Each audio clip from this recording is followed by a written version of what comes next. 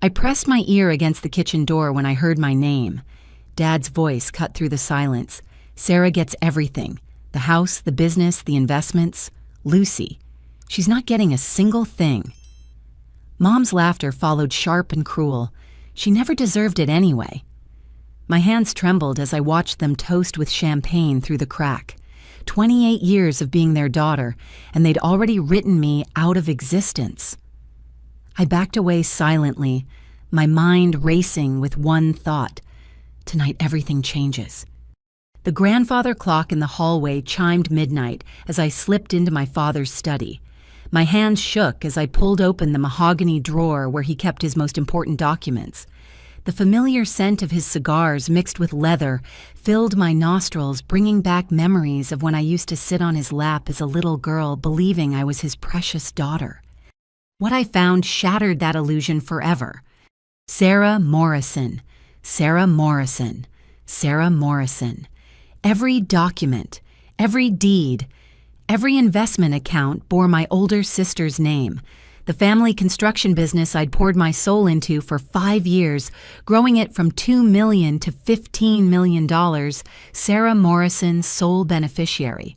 The house where I'd taken my first steps, Sarah Morrison, future owner. Even the vintage Mustang grandfather had promised me before he died was already transferred to Sarah's name. My fingers froze on a manila folder tucked behind the others. The label read, Confidential, 1999. Inside, I found papers that made my blood run cold. Adoption certificate, Lucy Ann Morrison, adopted by William and Margaret Morrison. Date of adoption, March 15th, 1999.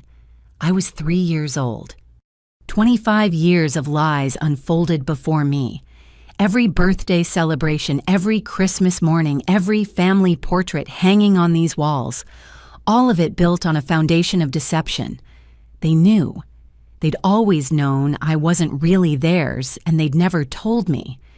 I photographed every document with my phone, my mind racing to process this revelation. Sarah had always been the golden child, that much was true.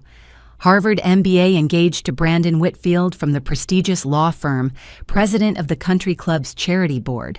But I'd never understood the depth of my parents' favoritism until now. Page after page revealed the systematic erasure of my contributions. The Henderson Plaza project that I'd negotiated saving the company $800,000, credited to Sarah in the board minutes. The innovative scheduling system I'd implemented that cut costs by 30%, Sarah's achievement, according to the annual report. Every late night, every weekend, every holiday I'd sacrificed for Morrison Construction had been attributed to my sister, who hadn't stepped foot in the office more than twice a year. The clock read 2 in the morning when I finally found what I was looking for buried in the bottom drawer. Financial statements, bank accounts, investment portfolios. The family fortune laid bare in black and white. But something was wrong with the numbers. Money was moving in strange patterns, large transfers to accounts I didn't recognize. I spread the papers across my father's desk using the skills I'd honed as a financial analyst to trace the flow of funds. What emerged was a pattern of systematic fraud that went back years. Morrison Construction was being hollowed out from the inside, its assets transferred piece by piece to offshore accounts and shell companies. My phone buzzed, a text from Sarah. "Where are you? Noticed your car is still here. Everything okay?" Even now, even at 2 in the morning, she was keeping tabs on me. I typed back, "Couldn't sleep, going for a drive." Let her think I was having another one of my insomnia episodes. She'd probably report it to our parents over breakfast, more evidence that I was the unstable daughter who couldn't handle responsibility. I carefully returned most of the documents to their original positions, keeping only the photos on my phone. As I closed the drawer, another memory surfaced. Last month, Dad had asked me to review some contracts while he was recovering from his back surgery. He'd given me power of attorney to handle business matters during his recovery. In the chaos of his return to work, no one had remembered to revoke it. I still had legal access to every Morrison Construction account. The weight of what I'd discovered pressed down on me as I stood in his study. This wasn't just favoritism or family dysfunction. This was calculated betrayal on a scale I'd never imagined. They weren't just cutting me out of the will. They were erasing me from the family history entirely. But they'd made one crucial mistake. They'd underestimated me. They saw the quiet daughter who always helped, always sacrificed, always put family first. They didn't see the financial analyst who could read patterns in numbers like others read words. They didn't see the woman who'd learned to build empires from spreadsheets and contracts. As I turned off the study light and crept back to my room, I thought about the champagne toast I'd witnessed hours earlier. My parents celebrating my disinheritance with such joy, such satisfaction.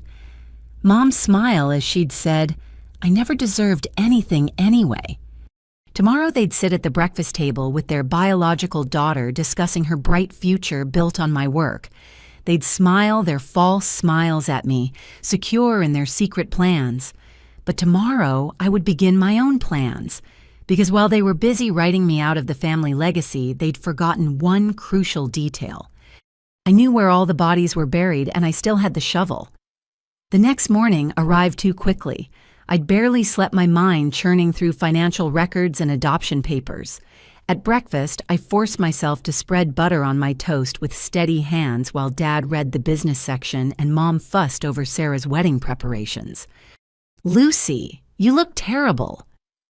Mom observed her voice carrying that false concern she'd perfected over the years. "Those bags under your eyes are getting worse. Maybe you should see someone about your sleep issues." "I'm fine." I managed taking a sip of coffee that tasted like ash in my mouth. "She's always fine," Sarah interjected, scrolling through her phone. "Our Lucy, the family workhorse.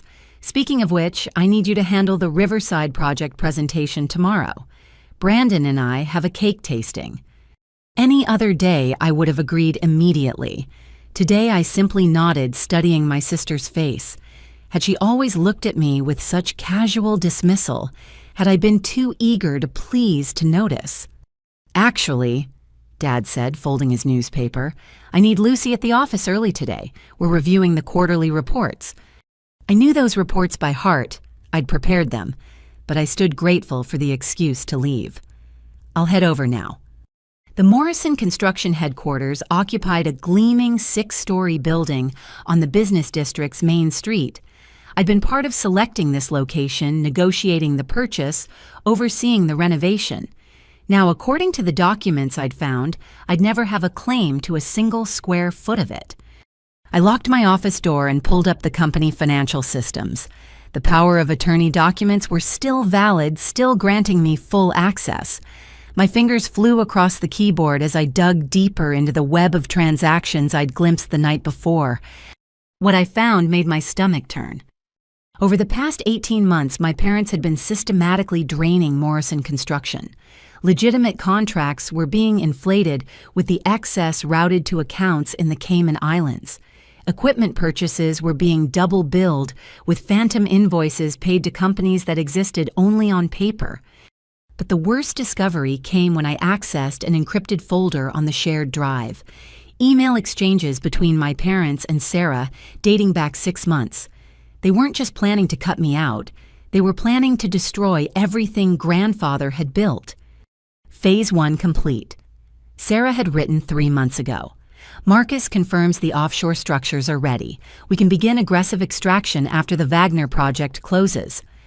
Marcus Chen, Dad's business partner and longtime friend, the man who'd taught me to read construction blueprints when I was 15. He was in on it too. The emails laid out their plan in devastating detail. They would siphon out every liquid asset, leverage the company to the maximum, then declare bankruptcy. The timeline showed they planned to file in exactly 72 hours. 47 employees would lose their jobs. Dozens of small contractors who depended on us would go unpaid. Pension funds would evaporate. My hands trembled as I read Sarah's casual discussion of destroying lives. The employees should have saved more personally, not our problem. I screenshot everything, uploading it to multiple secure cloud servers. Then I saw it. A thread from last week. "Lucy's getting suspicious," Mom had written. She asked about the Henderson account discrepancies. "Don't worry," Sarah had replied. "After Friday, she won't be able to cause any problems. I've already drafted the termination letter. We'll frame it as embezzlement if she tries to fight back." They were planning to fire me and accuse me of stealing, the very crime they were committing. My phone rang.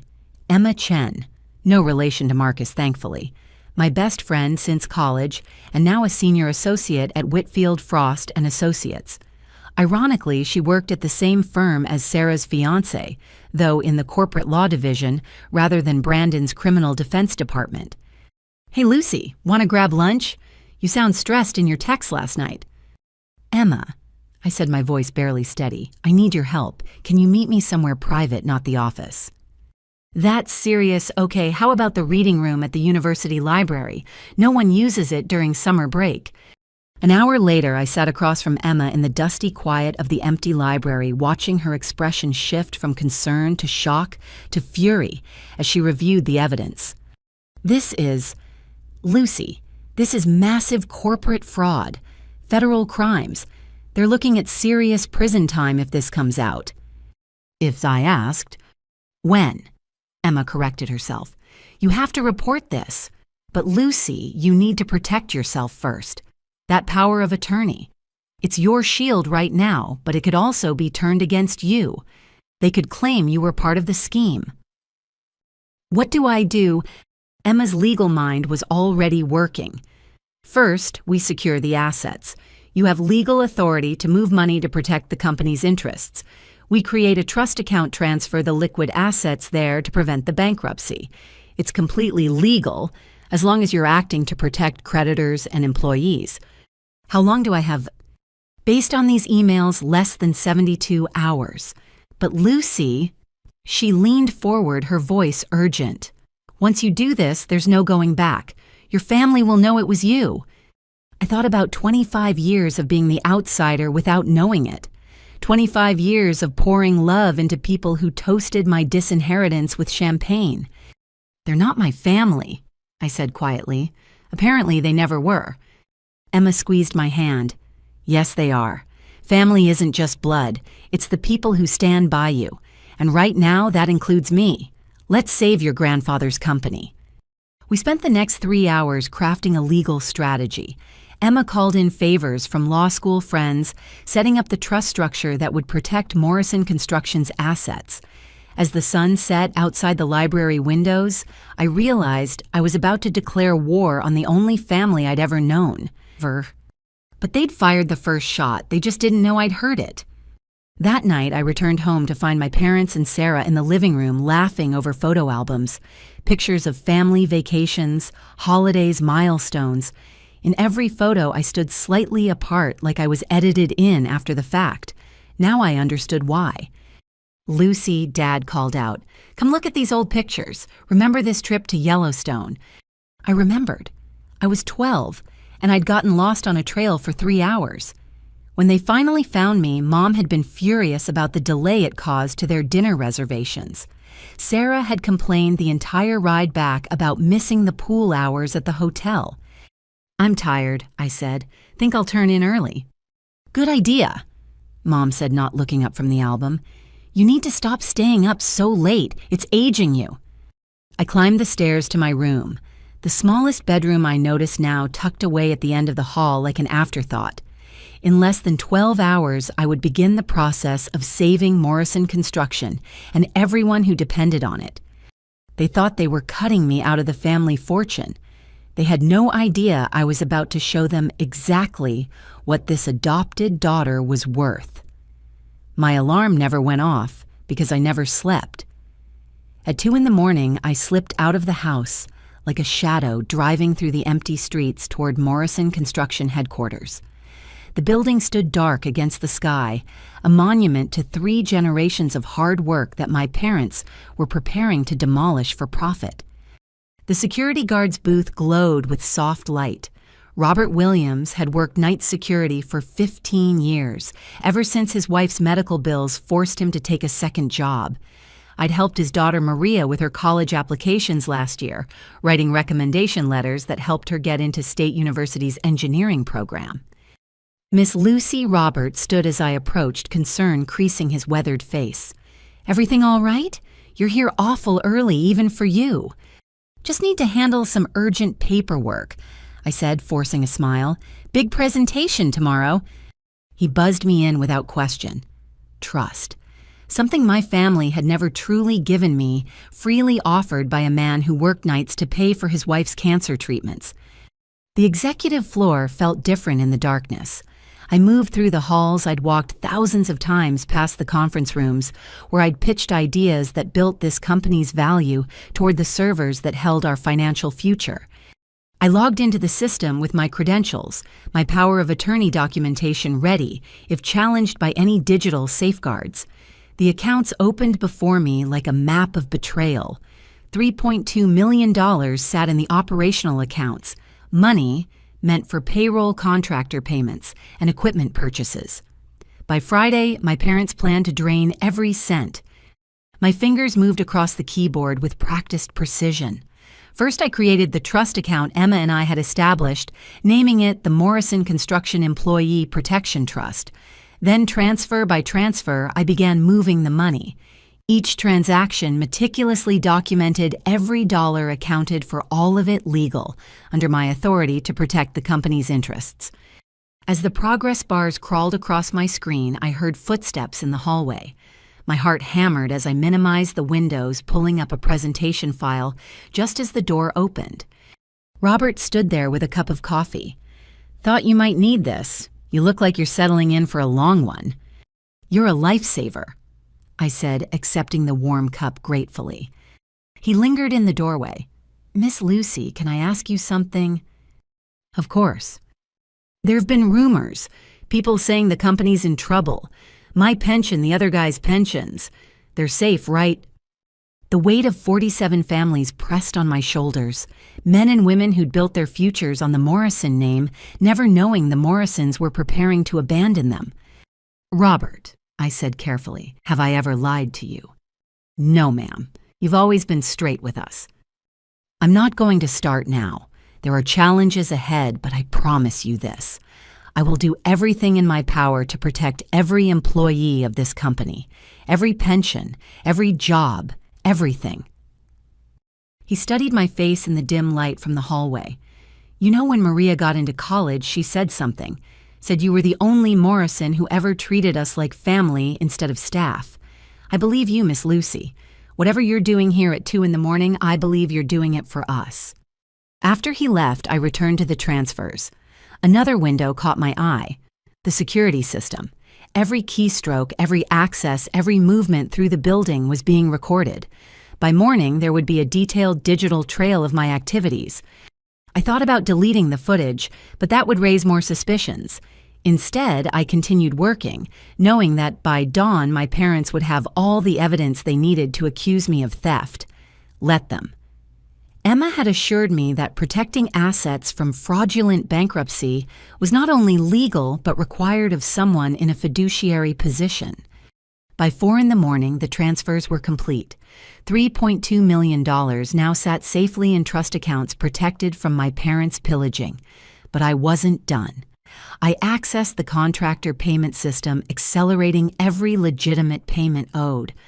If Morrison Construction was going down, it wouldn't take innocent small businesses with it. As I worked, I discovered more evidence of the conspiracy. Purchase orders for equipment that didn't exist. Service contracts with shell companies registered to variations of Sarah's name. A web of deceit that would have made grandfather weep. 5:30. The sky outside began to lighten. Early morning employees would start arriving soon. I printed copies of every transaction I'd made, creating a paper trail that would protect me and expose them. As the printer hummed, I noticed something odd in the employment records. 47 employees, but the payroll showed payments to 63 people, 16 ghost employees drawing full salaries and benefits to accounts that traced back to, I shouldn't have been surprised, Sarah Morrison. My sister wasn't just complicit, she was running her own theft operation within the larger fraud. I gathered my printed documents backing up everything to multiple secure drives. As I prepared to leave, my computer chimed with a new email from Marcus Chen sent to my parents and Sarah. Not to me, of course, but the company email system still showed me everything. Accelerated timeline necessary. Lucy accessed the buildings at 2 a.m. Robert confirmed. Moving forward with phase 2 immediately. They knew. They'd been watching me all along. I grabbed my documents and drives, racing for the exit. In the parking lot, Robert's security booth was empty. A sick feeling twisted my stomach as I realized the truth. Robert hadn't stumbled upon me by accident. He'd been checking on me, making sure I was alone, confirming their suspicions. But why the coffee? Why the kind words about Maria? I found my answer when I reached my car. Tucked under the windshield wiper was a handwritten note. They offered me money to report on you. I took it. Maria's tuition is due, but I didn't tell them about the transfers, just that you were here. Pension or no pension, you're the only Morrison who ever gave a damn. Be careful, R. I sat in my car as the sun rose over the city, holding Robert's note. He'd risked everything to give me a few hours head start. A security guard making $15 an hour had shown more loyalty to me than my own family. My phone buzzed, 7 messages from Sarah, 3 from Mom, 5 from Dad. I didn't need to read them to know what they said. The war had begun, and they'd just realized I'd fired the first shot. I drove home through the morning traffic past the coffee shops and breakfast places where normal families were starting normal days. At a red light, I caught sight of my reflection in the mirror. Same brown eyes, same determined chin, same high cheekbones as always. But now I saw what they'd always seen. A face that didn't quite match the family portraits a genetic stranger they'd been forced to tolerate. The house was in chaos when I arrived. Dad paced the living room phone, pressed to his ear, shouting at someone about unauthorized transfers. Mom sat at the kitchen table laptop, open, her face pale with fury. Sarah stood by the window, perfectly dressed as always, but her hands shook as she typed on her phone. They all turned when I walked in. Lucy. Dad's voice was deadly calm, the eye of the hurricane. We need to talk about your late-night visit to the office. I set my purse down, carefully meeting his eyes. Yes, I said simply, we do. For the first time in 28 years, I wasn't the grateful adopted daughter. I wasn't the helpful sister or the dedicated employee. I was the woman who just saved 47 families from financial ruin. And they all knew it. Sit down, Dad commanded, pointing to the living room couch like I was a misbehaving child. I remained standing. I'll stand, thanks. Mom's fingers flew across her laptop keyboard. 3.2 million, William. She moved 3.2 million. I secured company assets in a protection trust, I said calmly, as was my fiduciary duty under the power of attorney you granted me. Sarah laughed, but there was no humor in it. Fiduciary duty you stole from us. Interesting choice of words, Sarah.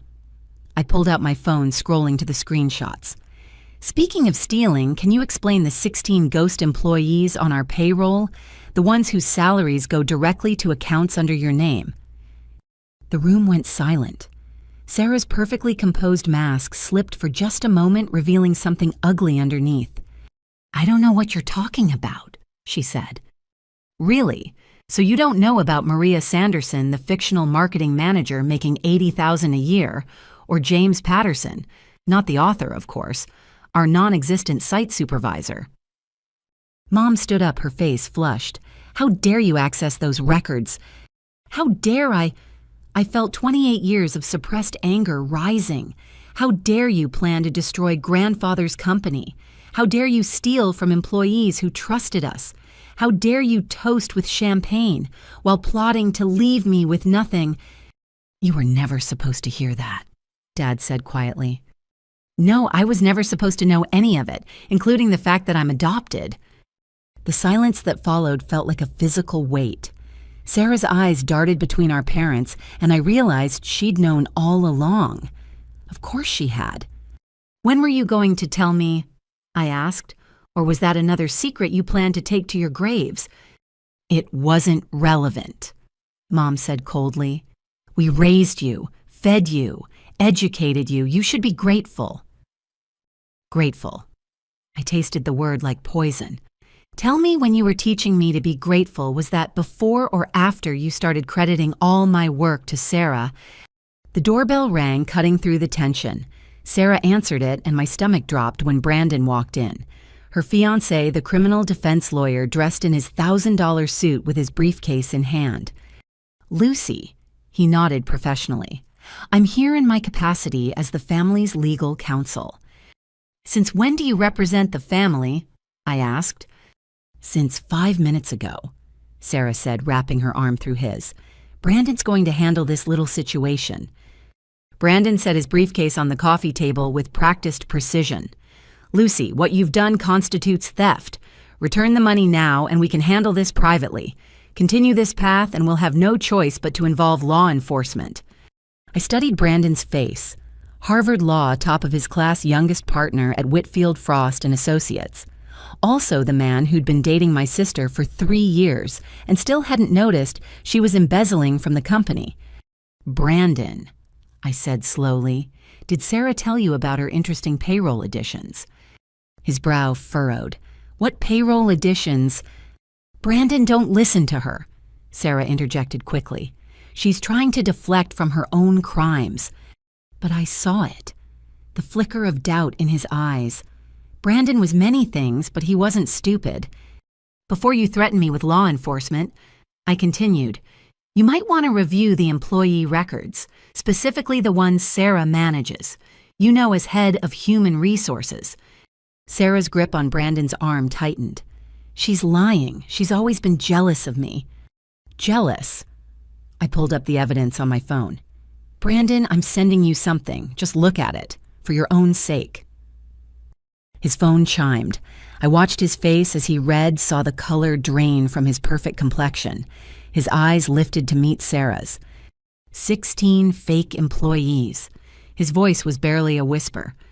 Brandon, baby, I can explain. $900,000 a year in fraudulent payroll.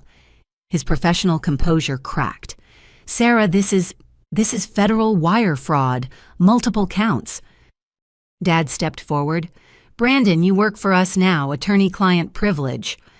No. Brandon stepped away from Sarah, his hands shaking. I can't be party to this. Sarah, is this real? Sarah's mask finally shattered completely. You don't understand, it was temporary. I was going to pay it back after we restructured the company. Restructured. Brandon's voice rose. You mean after the bankruptcy? Sarah, that's not restructuring, that's... He stopped, his legal mind catching up. Oh my God, you're planning a fraudulent bankruptcy. Brandon, please. Sarah reached for him, but he backed away. I need to think, he said, gathering his briefcase. I can't be here. Brandon, Sarah called after him, but he was already at the door. He paused, turning back to look at me. Lucy, I had no idea about any of it. I'm sorry. Then he was gone, leaving Sarah standing in the doorway like a statue. When she turned back to us, her perfect composure had transformed into something feral. You ruined everything, she hissed at me. I ruined everything. I laughed, but it came out broken. You've been stealing for who knows how long. You're having an affair with Marcus Chen. What? The word exploded from Dad. Sarah, you're not with Marcus. Sarah's face went white. In her rage, she'd forgotten our parents didn't know about that piece of the puzzle. Oh, I said softly. They didn't know about Marcus. Brandon told me yesterday, but I guess he found out before them. Mom sank into her chair. Sarah, tell me that's not true. Marcus is married. He's your father's business partner. Marcus understands me, Sarah said defensively. He sees my vision for the company. Your vision. Dad's voice was dangerous now. What vision involves stealing from your own family's business? Our family's business, Sarah laughed wildly. Lucy's not even family. She's some random kid you felt guilty about taking in. I'm your real daughter. I deserve everything. The words hung in the air like shattered glass. Even my parents looked shocked at the venom in her voice. I built my whole life around being the perfect daughter. Sarah continued, her carefully styled hair coming loose. Perfect grades, perfect college, perfect engagement. And for what? So you could give half of everything to her. She pointed at me. The charity case? Sarah, Mom said weakly, you're upset. You don't mean... I mean every word. Do you know what it's like growing up with St. Lucy? Always so helpful, always so dedicated. Why can't you be more like your sister, Sarah? Well, I found my own way to get what I deserved. By stealing, I asked. By betraying Brandon, by planning to destroy 47 families who did nothing wrong. By taking what's mine, Sarah screamed. All of it should be mine. I'm the real Morrison. Her phone rang. Marcus's name flashed on the screen. She answered it, turning away from us. What do you mean the transfers won't go through? Her voice was panicked. The trust is locked. How is that possible? She listened, her face growing paler with each word. When she hung up, she looked like she'd seen a ghost. The FBI, she whispered. Someone reported the ghost employees to the FBI. They're freezing all the accounts. Everyone turned to look at me. I didn't report anything, I said truthfully, yet. But I had a pretty good idea who did. Brandon Whitfield, ethical lawyer and scorned fiancé, had just discovered his future wife was a federal criminal. He'd done what any officer of the court was required to do. Sarah sank onto the couch, her designer dress wrinkled her perfect life, unraveling thread by thread. This isn't happening, she muttered. This isn't how it was supposed to go. Mom moved toward her, then stopped, caught between her two daughters. One biological one adopted both disappointments in different ways. Dad stood, frozen phone in hand, probably calculating how quickly this would spiral beyond their control. The grand plan to gut Morrison Construction and retire rich had just collapsed, brought down by the daughter they'd written off. I'm going to my apartment, I said, heading for the door. Emma Chen is my attorney. Any further communication can go through her. Lucy, wait, Dad called out, but I didn't stop. As I reached my car, I heard the sound of sirens in the distance. They might be heading anywhere, but somehow I didn't think so. The war I'd started at 2 a.m. had just claimed its first casualties, and we were only getting started. The drive to my apartment gave me 20 minutes to process what had just happened. Sarah's mask hadn't just slipped. It had shattered completely, revealing years of resentment and entitlement that ran deeper than I'd imagined. But as I pulled into my building's garage, my phone lit up with calls from 5 numbers I recognized immediately. James McCready, our senior foreman. Angela Torres, head of accounting. David Kim, project manager. Susan Walsh, office manager. And Thomas Rivera, our chief estimator. These weren't just employees. These were the people who'd built Morrison Construction alongside me, working 60-hour weeks to meet deadlines, sacrificing weekends to save projects. I answered James's call first. Lucy, thank God. His gravelly voice carried 20 years of construction sites. We need to talk, all of us. Can you meet? Where? Murphy's Tavern, back room, 1 hour. Murphy's wasn't a Morrison Construction hangout. It was a blue-collar bar 5 miles from the office where management never went. Smart choice. I arrived to find them already assembled around a scarred wooden table. 5 faces that had shaped my understanding of what Morrison Construction really was. Not the glossy corporate image my parents projected, but the sweat and dedication of people who built things that mattered. Sit, Angela said, pouring coffee from a thermos. You look like hell. Thanks, I managed a weak smile. It's been a morning. We know about the transfers, David said quietly. The trust account, protecting the assets. My stomach tightened. How? Lucy. Susan leaned forward. We've known something was wrong for months. Angela noticed the strange transactions. David caught the inflated contracts. Thomas saw the equipment that never arrived. We've been documenting everything. Angela pulled out a thick folder. 18 months of evidence. Every suspicious payment, every ghost invoice, every shell company. We didn't know what to do with it until today. Why didn't you come to me sooner? I asked. Because we thought you might be part of it, James said bluntly. You're a Morrison. But when Robert called me at 5 this morning, told me what you did. He shook his head. No one planning to steal money protects it in an employee trust. I stared at the folder. You've been investigating my family. We've been protecting ourselves, Thomas corrected. 47 families depend on this company. When money starts disappearing, we notice. There's more, Susan said. She pulled out an envelope yellowed with age. Your grandfather gave this to James before he died. Said to only open it if the company faced bankruptcy. James slid the envelope to me. I think we're there. My hands trembled as I broke the wax seal. Grandfather's handwriting, shaky but determined, filled 3 pages. But it was the attached document that stopped my breath. A codicil to the original company charter properly notarized and witnessed. In the event of bankruptcy proceedings, ownership would automatically transfer to Lucy Ann Morrison, my true heir in spirit, if not in blood. He knew, I whispered. He knew I was adopted. Read the letter, Angela urged. My dearest Lucy, if you're reading this, then my worst fears have come true. My son has chosen greed over honor, and Morrison Construction faces its darkest hour.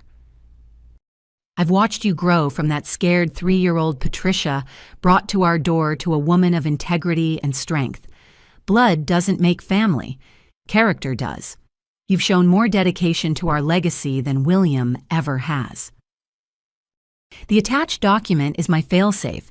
I had Judge Harrison draft it secretly after I noticed the first signs of William's greed. It supersedes all other claims and cannot be contested if properly executed during bankruptcy proceedings. You are not my granddaughter by blood, but you are my chosen heir. Save our company. Save our people. Be the Morrison I always knew you could be. All my love, grandfather. Tears blurred my vision. Even from beyond the grave, grandfather was still protecting me. There's a catch, David said gently. The codicil only activates during formal bankruptcy proceedings. Your parents have to actually file, which they were planning to do in 72 hours, I said. Except now the FBI is involved thanks to Brandon.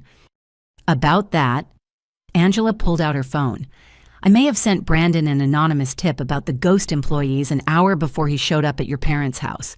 Figured a lawyer would know what to do with it. I stared at her. You're the reason he turned on Sarah. I gave him information. His conscience did the rest. She shrugged. Man's got ethics, rare in a lawyer. So what now? Thomas asked. Your parents know you're onto them. The FBI's sniffing around. Sarah's imploding. Where does that leave us? It leaves us with a choice, I said, looking at each of them. We can wait for this to play out in court, probably lose everything in legal fees and hope some pieces survive. Or James prompted. Or we take control now. You've all been here 15 years or more. You own stock options. Small percentages, but together... Susan did the math quickly. Together we own 12%. Your 5% makes 17. We'd need 51 for control. Unless, I said slowly, other employees exercise their options too. The room went quiet as the implication sank in. You want to rally the troops, James said. Stage a takeover. I want to save Morrison Construction, I corrected. The company grandfather built. The one that employed your fathers and mothers, the one that puts 47 kids through college and keeps 47 families secure. The employees' stock options are locked for another year, Angela pointed out. Standard vesting period. I smiled for the first time all day. Unless the company faces imminent bankruptcy. Page 43 of the employee handbook, a clause I wrote. Immediate vesting in case of financial crisis to protect employee interests. You planned for this, David asked. I planned for something. I never imagined it would be my own family causing the crisis. Thomas stood up. I'm in. 22 years I've given to Morrison Construction. I'm not letting them destroy it. One by one, they all stood. Angela, David, Susan. Finally, James, who'd been with the company since before I was born. Your grandfather hired me when I was 19, he said. Gave me a chance when no one else would. I'll be damned if I let his son destroy what we built. What do you need us to do? Call everyone, I said. Every employee with stock options. We meet tomorrow night, and James see if Robert Williams wants to join us. I have a feeling he's reconsidering his loyalties. What about your aunt? Susan asked suddenly. Patricia. Your grandfather mentions her in the letter. I froze. What do you know about Patricia? Just that she used to work here. Left about 20 years ago. Your grandfather never said why, but he kept her photo in his desk drawer. Always seemed sad when he looked at it. Patricia Morrison. Another piece of the puzzle I hadn't known existed. I'll find her, I said. If she's still alive? Oh, she's alive, Angela said. She sends a Christmas card to the office every year. Never a return address, but the postmarks are from Seattle. Seattle. 3 hours away. Close enough to watch from a distance, far enough to stay hidden. As we prepared to leave, James pulled me aside. Lucy, what you're doing, it's dangerous. Your parents won't go down without a fight. They should have thought of that before they decided I was expendable, I said. That's not what I mean. I mean, be careful. Desperate people do desperate things. And right now, your parents are looking at federal prison. He was right. I'd backed them into a corner, and cornered animals were the most dangerous. But as I looked around the table at these 5 people who'd risked everything to gather evidence, who'd chosen loyalty to the company over comfort, I knew I wasn't alone. Grandfather had left me more than documents and legal loopholes. He'd left me an army. Same time tomorrow, Angela asked as we filed out. Same time, I confirmed. And Angela, thank you, all of you. Don't thank us yet, she said. We haven't won anything.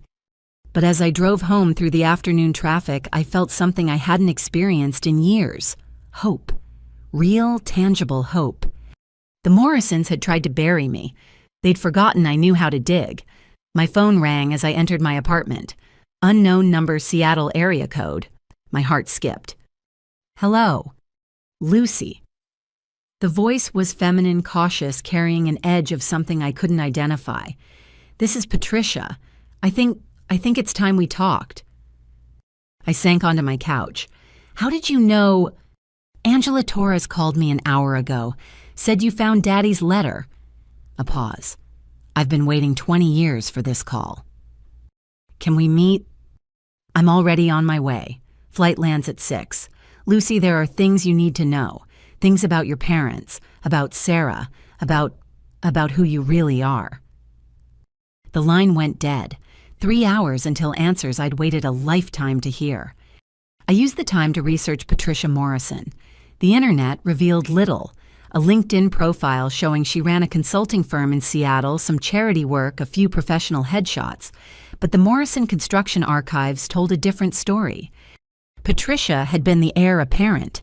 VP of operations at 25, innovative, brilliant, beloved by employees. Then suddenly nothing.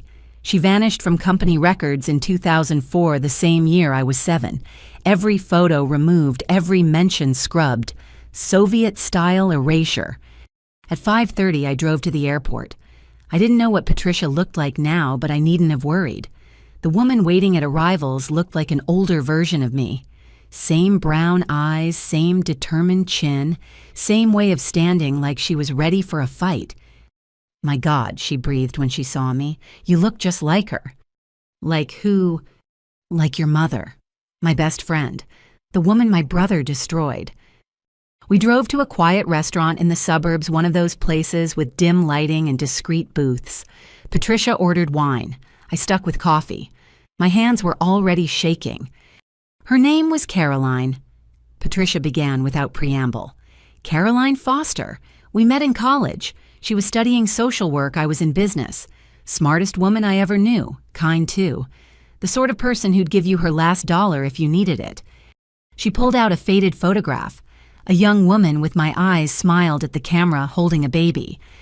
That's you, Patricia said softly. 3 months old. She loved you more than life itself. What happened to her?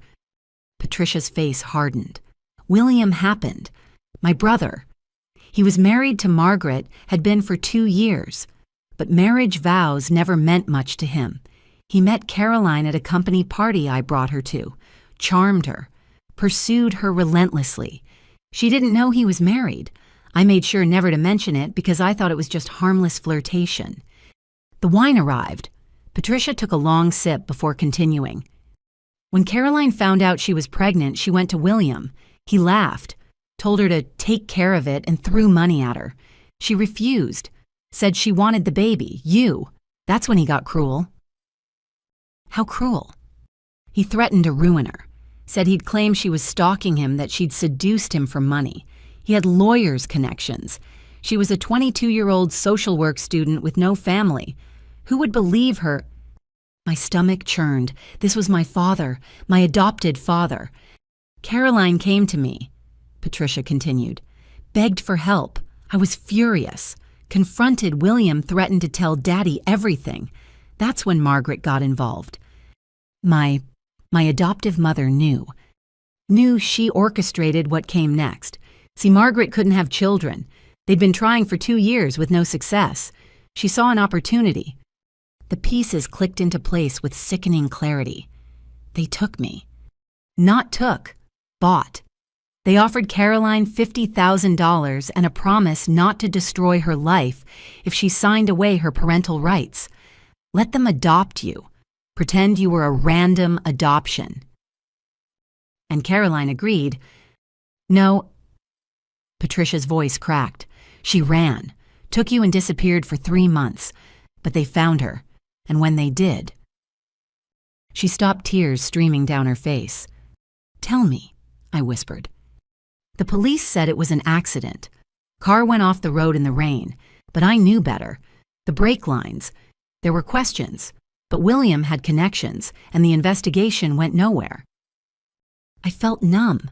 My mother, my real mother, murdered, and I'd been raised by her killers.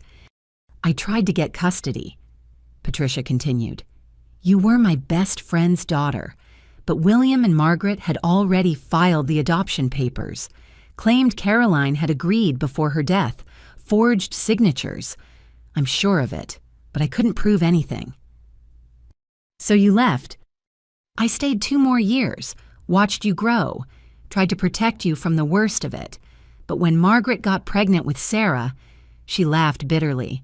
Suddenly they had their real daughter. You became the spare, the reminder of William's indiscretion. I couldn't watch anymore.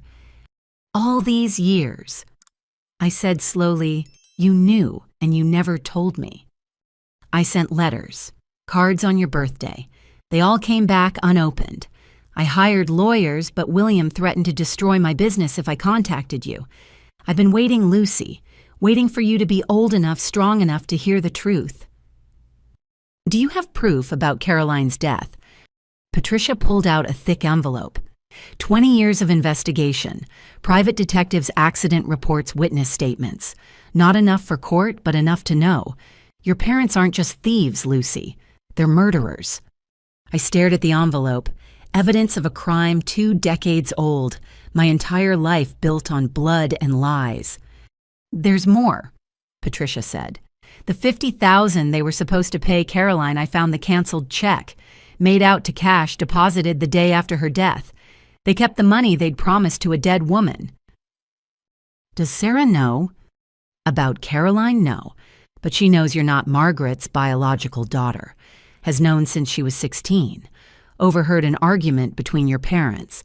That's when she started viewing you as competition to eliminate. We sat in silence as the restaurant filled with evening diners.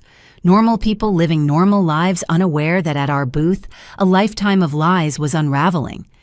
I have a DNA test, Patricia said suddenly. Had it done years ago when you were in high school.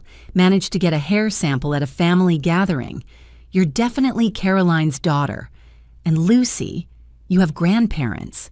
Caroline's parents. They're still alive, living in Florida. They think their daughter died in college. They don't even know you exist. More family. Blood family who didn't know I was alive. Why now, I asked. Why reach out now?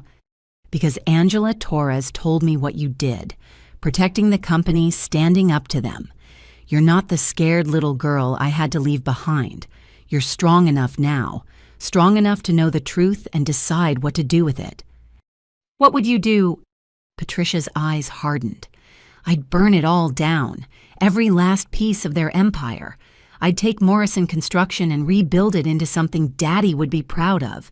And I'd make damn sure William and Margaret paid for what they did to Caroline. Help me, I said. You know the company, you know the players. Help me save it. I've been waiting 20 years to hear those words.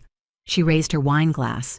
To Caroline Foster, and to the daughter who's going to get the justice she never could. We clinked glasses, sealing a partnership 2 decades in the making. One more thing, Patricia said as we prepared to leave. I have 30% of Morrison Construction stock. Daddy left it to me, and William never managed to steal it. Combined with what you're assembling, we'd have control, I breathed. We'd have control, she confirmed. The Morrison women taking back what's ours. I think Caroline would have liked that. As we walked to the parking lot, my phone buzzed.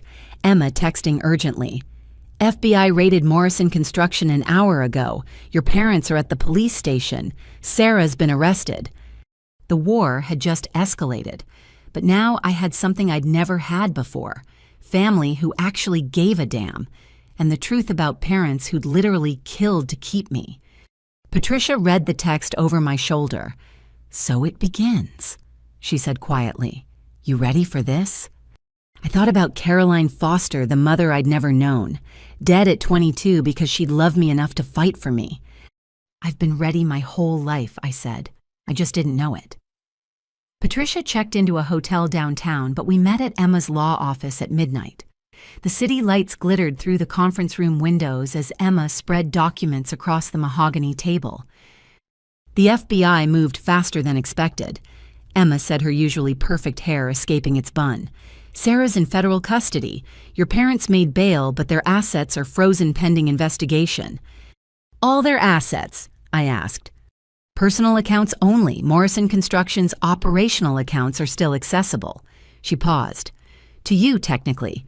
That power of attorney is worth its weight in gold right now. Patricia leaned forward. What about the bankruptcy filing? Can't happen with the FBI investigation active, which means grandfather's codicil won't trigger. I finished. We need another strategy. Emma smiled the sharp grin of a lawyer who lived for complex cases.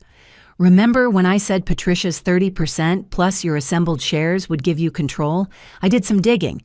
There's another player we haven't considered. She slid a folder across. Inside, photographs of safety deposit box contents, cash bonds and documents dating back 40 years. Your grandfather's secret stash, Emma explained. Patricia gave me access. $500,000 in bearer bonds completely untraceable. But more interesting is this. A stock certificate, Morrison Construction, 15% held in trust. For the firstborn grandchild of William Morrison, I read. That's Sarah. No, Patricia corrected. That's you. You're 3 months older than Sarah. Legally, you're the firstborn grandchild. But the adoption doesn't matter. The trust specifies grandchild, not biological grandchild. Your grandfather wrote this before Sarah was even conceived. He meant it for you. 15 plus 30 plus 17 from the employees, 62%, total control. There's a catch, Emma warned. The trust requires a board vote to transfer. And guess who sits on the board? William and Margaret Morrison, I said. They'll never vote for it. They will if the alternative is federal prison, Patricia said coldly. We offer them a deal. Sign over control, step down quietly, and we don't pursue Caroline's murder. I stared at her. You want to let them get away with killing my mother? I want to give them a choice. Prison for financial crimes they definitely committed, or freedom in exchange for everything they stole. Either way, they lose Morrison Construction. My phone rang. Robert Williams, the security guard. Miss Lucy, you need to know something. Your father was here an hour ago with Marcus Chen. They were shredding documents. I tried to stop them, but Are they still there? No, but I made copies before they destroyed everything, hidden in my booth.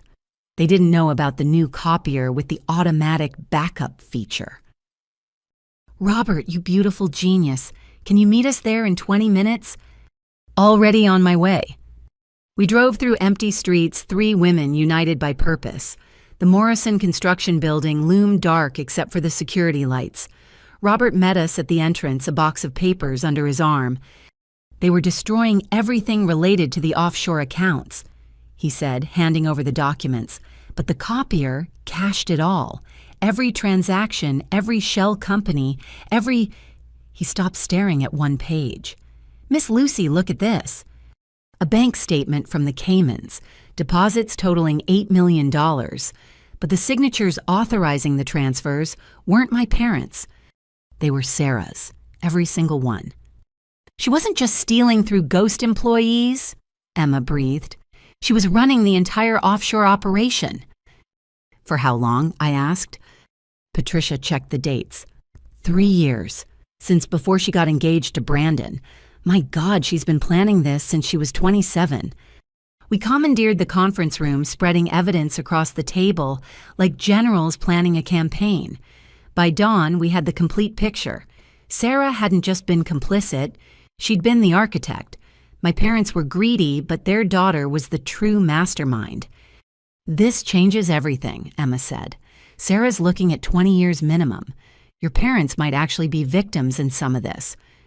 Victims who were planning to disown me and destroy the company, I reminded her.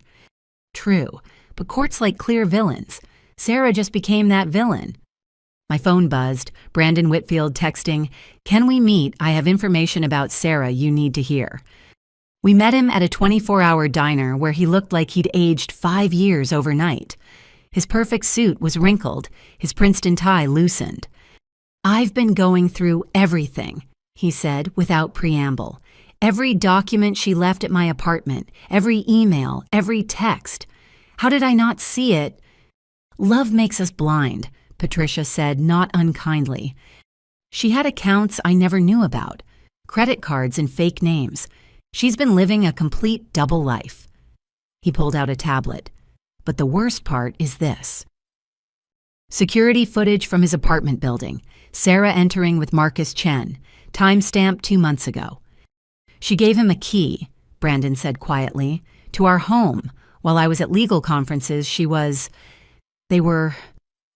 I'm sorry, I said, meaning it. Whatever else Brandon was, he genuinely loved my sister. Don't be. You saved me from marrying a sociopath. He straightened, the lawyer reasserting itself. Which brings me to why I'm here. I want to help. Pro bono. Consider it penance for not seeing what was right in front of me." Emma and Brandon locked eyes, lawyer to lawyer. Some silent professional communication passed between them. "We could use criminal defense expertise," Emma admitted, "especially someone who knows Sarah's patterns." "There's something else," Brandon said. He pulled out a flash drive. Sarah kept recordings. Insurance, she called it. Conversations with your parents about the bankruptcy plan. With Marcus about the offshore accounts. She was building blackmail material on everyone. "Including you?" Patricia asked. "No, that's what's strange. She kept nothing on me, like she actually..." He stopped. "Like some part of her actually cared." I thought about my sister, the golden child who'd felt threatened by an adopted sibling. Had there been moments of genuine emotion buried under the manipulation, or was sparing Brandon just another calculation? "Will you testify?" Emma asked. "If needed. But Lucy, you should know. Your parents' lawyer called me yesterday. They want to make a deal." "What kind of deal?" "Complete transfer of Morrison Construction in exchange for you dropping all civil claims. They're scared, Lucy. The FBI has enough to put them away, but a unified family front would make it worse." "Let them be scared," Patricia said. But I was thinking about 28 years. Not all of it had been lies. There had been birthday parties and Christmas mornings, homework help and driving lessons, moments when they'd seemed like real parents to their adopted daughter. "I'll consider it," I said finally. "But first we secure the company. Tomorrow night's employee meeting. Actually, Robert interrupted, having been quiet until now. That's what I wanted to tell you. Word spread. Every single employee with stock options is coming, plus the retirees who still hold shares. You're looking at maybe 100 people. Do we have a venue? Patricia asked. The warehouse on 5th Street, Robert said. James McCready's arranging it. Miss Lucy, they're calling it the Morrison Rebellion. I laughed, surprising myself. The Morrison Rebellion. Grandfather would have loved that. Then let's give them something to rebel for, I said. Patricia, can you prepare a presentation on the new company structure? Emma Brandon, we need legal frameworks for employee ownership. Robert, I'll handle security, he said firmly. Real security, some of the guys from my veterans group. Your parents might try to interfere. As we prepared to leave, Brandon pulled me aside. Lucy, there's one more thing. Sarah's pregnant. The words hit like a physical blow. What? 6 weeks. She told me the night before everything exploded. I don't know if it's mine or Marcus's, but she's pregnant in federal custody and probably going to prison. My niece or nephew, growing inside a woman who'd betrayed everyone who'd ever loved her. Does she want to keep it? I asked. I don't know. We haven't spoken since her arrest, but I thought you should know. Whatever happens with Morrison Construction, there's going to be another generation affected by all this. I looked out the diner window at the lightening sky. In 24 hours, everything had changed. I'd discovered my adoption, my mother's murder, my sister's betrayal, my aunt's loyalty. I'd gone from discarded daughter to potential CEO. But somewhere in a federal holding cell, my sister sat with a secret that would complicate everything. A baby who would be born into the wreckage of the Morrison Empire. We protect the innocent, I said finally. The baby didn't choose any of this. Whatever else happens, we make sure that child has a chance. Brandon nodded, relief visible on his face. Even now, even after everything, part of him still hoped for redemption. As we walked to our cars, Patricia took my arm. You sure about this helping Sarah's baby? Caroline would have, I said simply. My mother would have protected an innocent child, wouldn't she? Patricia smiled sadly. Yes, she would have. You're so much like her, Lucy. So much like the woman who loved you more than life itself. The sun rose over Morrison Construction, painting the building gold. In 12 hours, the rebellion would begin. But first, I had a company to prepare for its new future, and a family legacy to either save or shatter. The federal holding facility was a gray concrete box that seemed designed to crush hope. I sat in the sterile visiting room watching my sister shuffle in, wearing orange jumpsuit and shackles, the golden girl of the Morrison family reduced to a federal inmate. Sarah's perfectly styled hair hung limp. Her makeup-free face looked younger, vulnerable, until she saw me. Then her eyes hardened into familiar contempt. Come to gloat, she asked, sitting heavily. Come to talk. About what? How you destroyed my life. How you turned Brandon against me. How you stole $900,000 through fake employees. How you orchestrated the offshore accounts. How you planned to let 47 families suffer so you could retire at 30. She leaned back, studying me with calculating eyes. You always were smarter than they gave you credit for. Too bad you used it against your own family. Brandon told me about the baby, I said quietly. Sarah's hand moved instinctively to her stomach before she caught herself. So that child is family, my niece or nephew, despite everything that matters.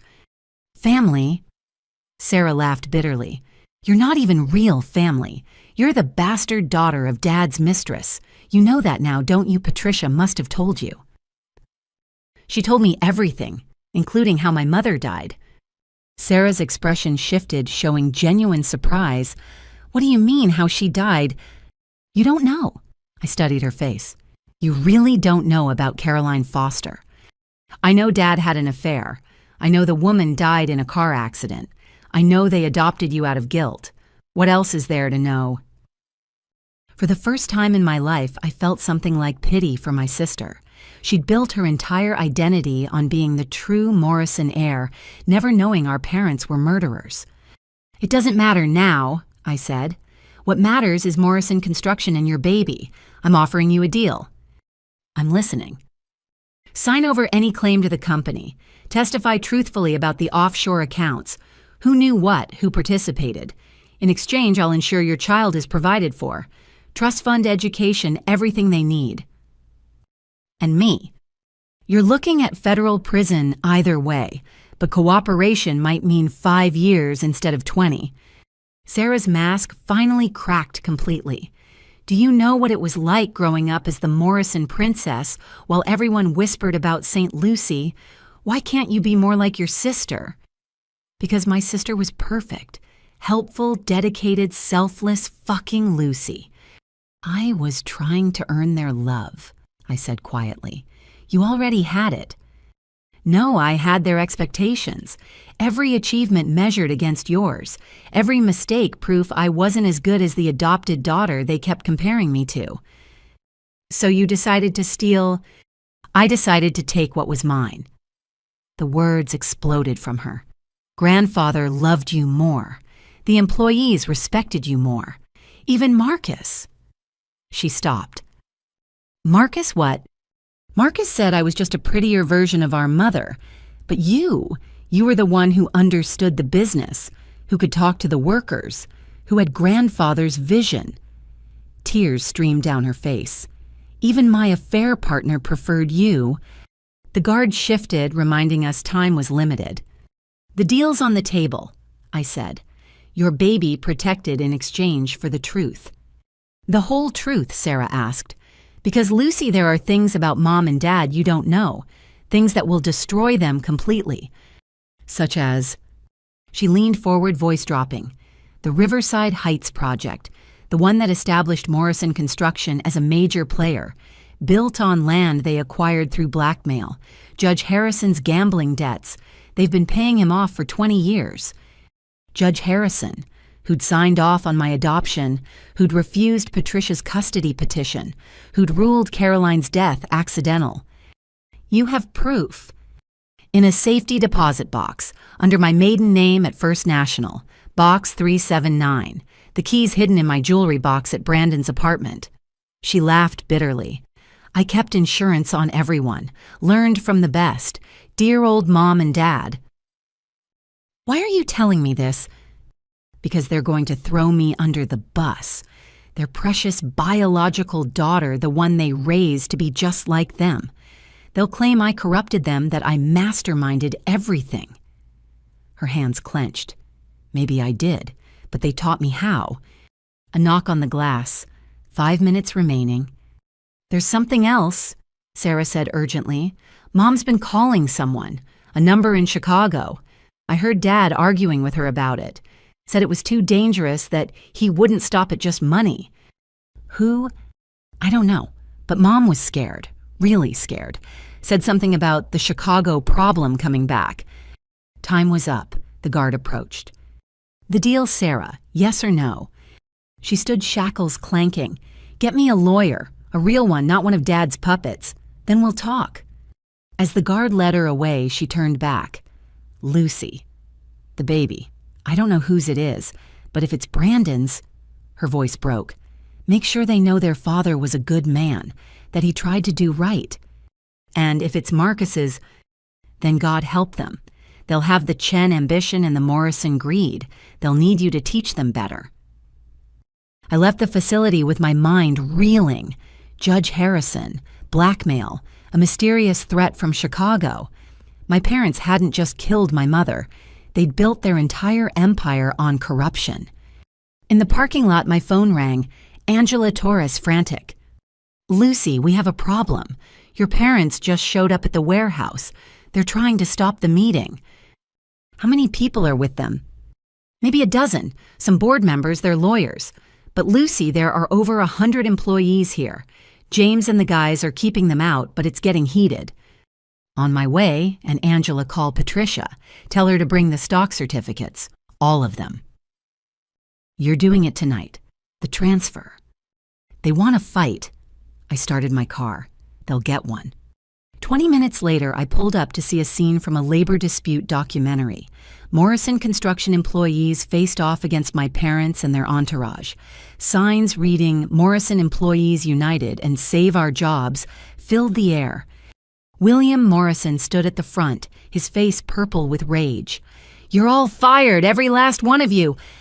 "You can't fire us," James McCready replied calmly. "We're shareholders. We have rights." That's when he saw me.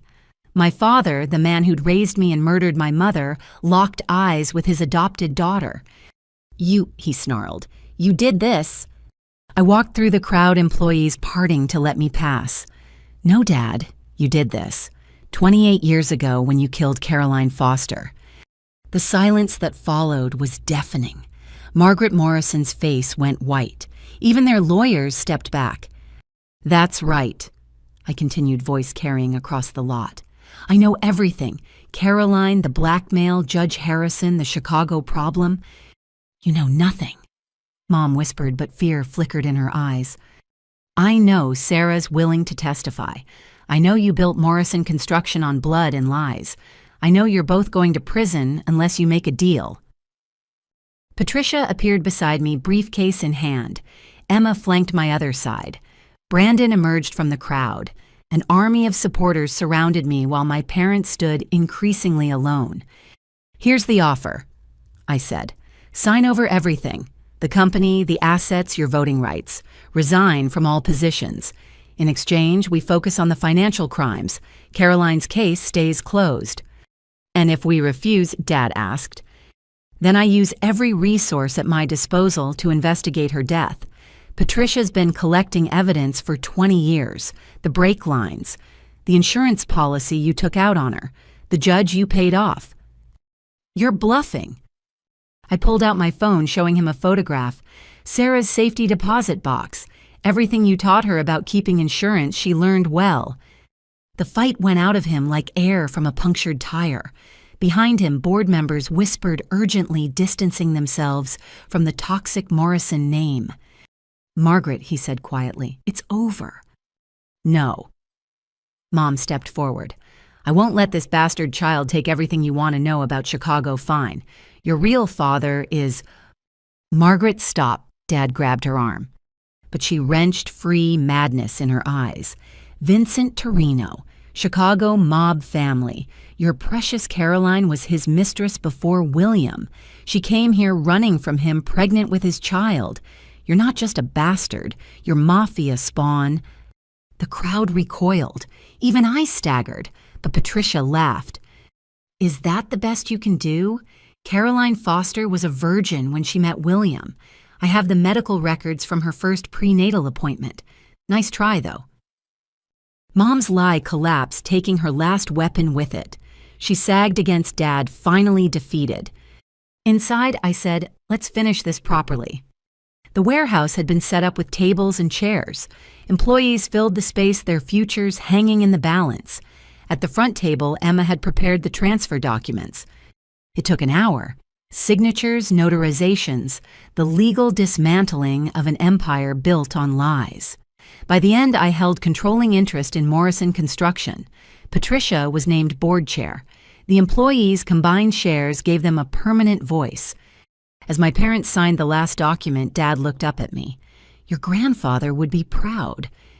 "My grandfather protected me when you wouldn't," I replied. "Don't invoke his name now."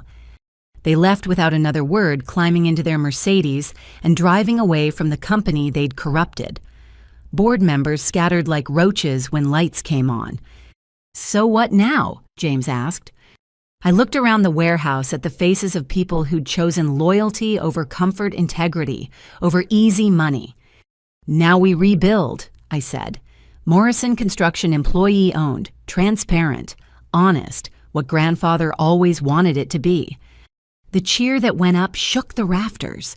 People hugged, cried, celebrated the salvation of their livelihoods. Brandon approached as the celebration continued. "Lucy, I know I have no right to ask, but will you let me know about the baby when it's born?" "If Sarah agrees, yes." "Thank you." He paused. You know you're nothing like them, any of them. I'm like someone, I said, thinking of Caroline Foster. I'm like my mother. As the party continued around us, Patricia pulled me aside. You know Margaret was lying about Chicago, right? I knew Caroline. There was no mob connection. I know, I said, but it shows how desperate they were. What else are they hiding? Does it matter you won? I looked around at the celebrating employees at the company saved from destruction at the future we'd secured. Yeah, I said softly. We won. But as I watched my parents' taillights disappear into the night, I wondered what other secrets would surface. Sarah's mention of the Chicago problem, Mom's panicked lie.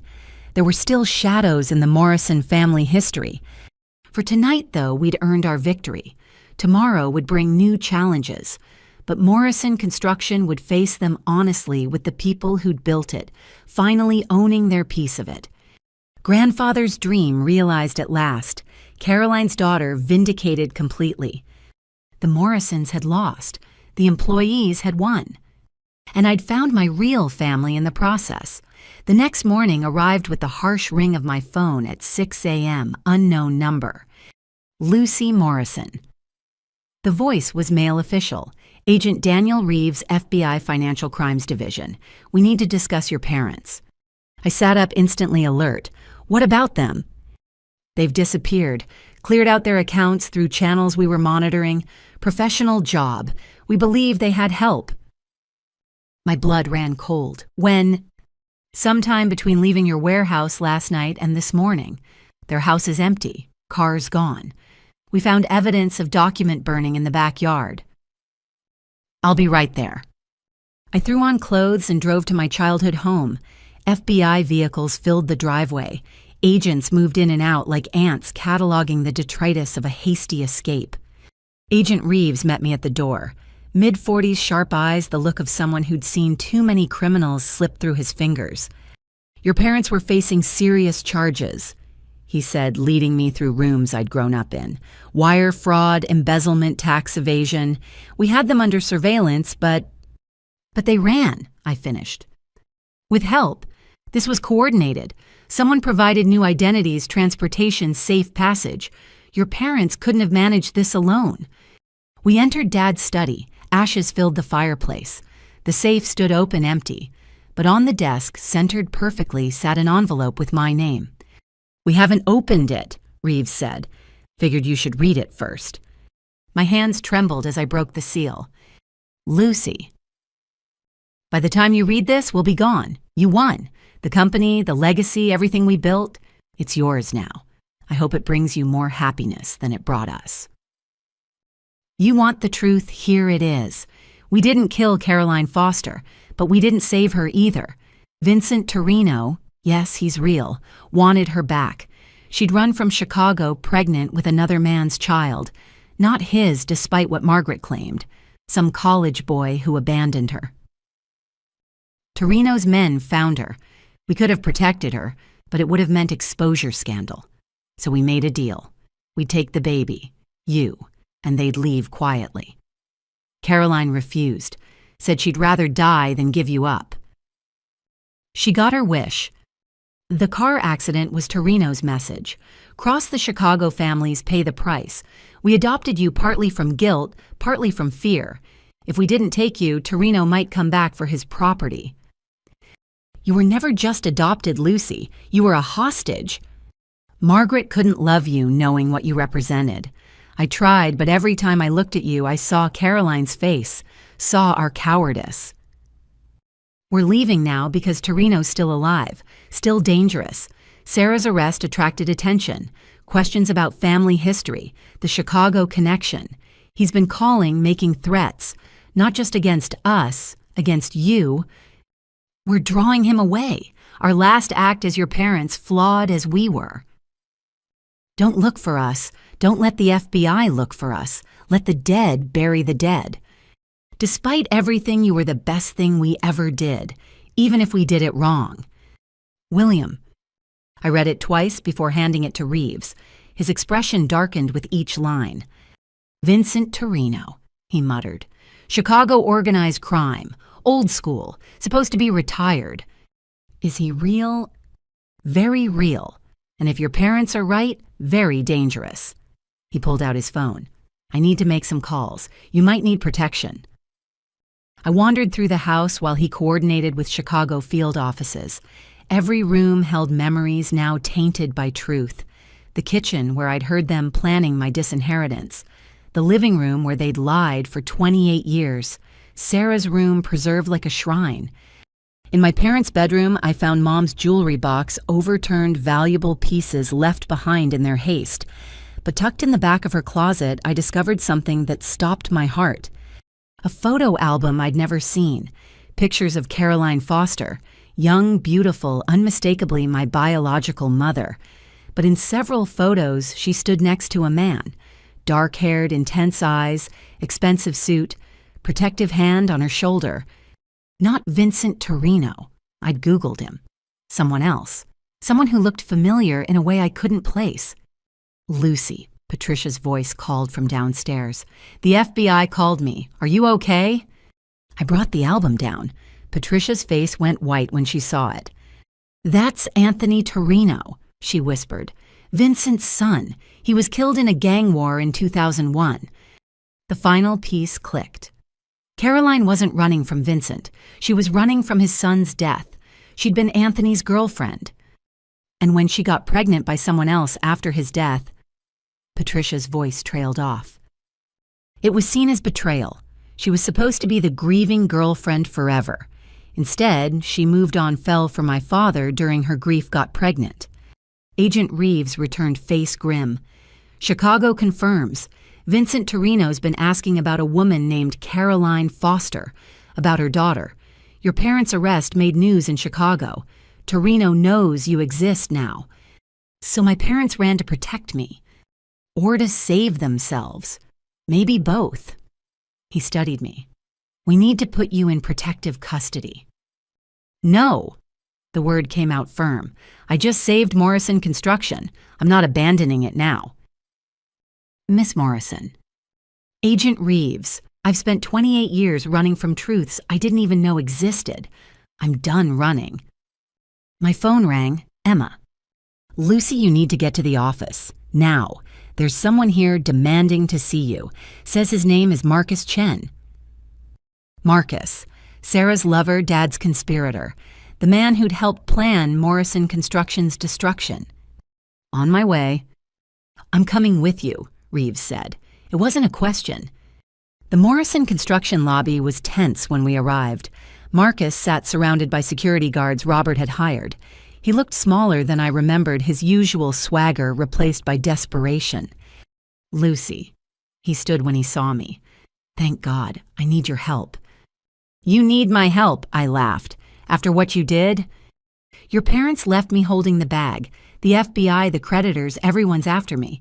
But I have information about Torino, about what really happened to Caroline." Agent Reeves stepped forward. "Start talking." Marcus glanced around nervously. "Not here, somewhere private. Torino has eyes everywhere." We moved to the conference room. Emma, Patricia, and I sat across from Marcus, while Reeves stood guard. 28 years ago, Marcus began, "I was William's assistant. Young, ambitious, willing to do anything. When Caroline Foster showed up pregnant, begging for help, your father saw an opportunity." "What kind of opportunity?" Patricia demanded. "Margaret couldn't have children. They'd been trying expensive treatments. Caroline had what they wanted, a baby. But she also had what they feared, a connection to the Torino family." "So they made a deal," I said.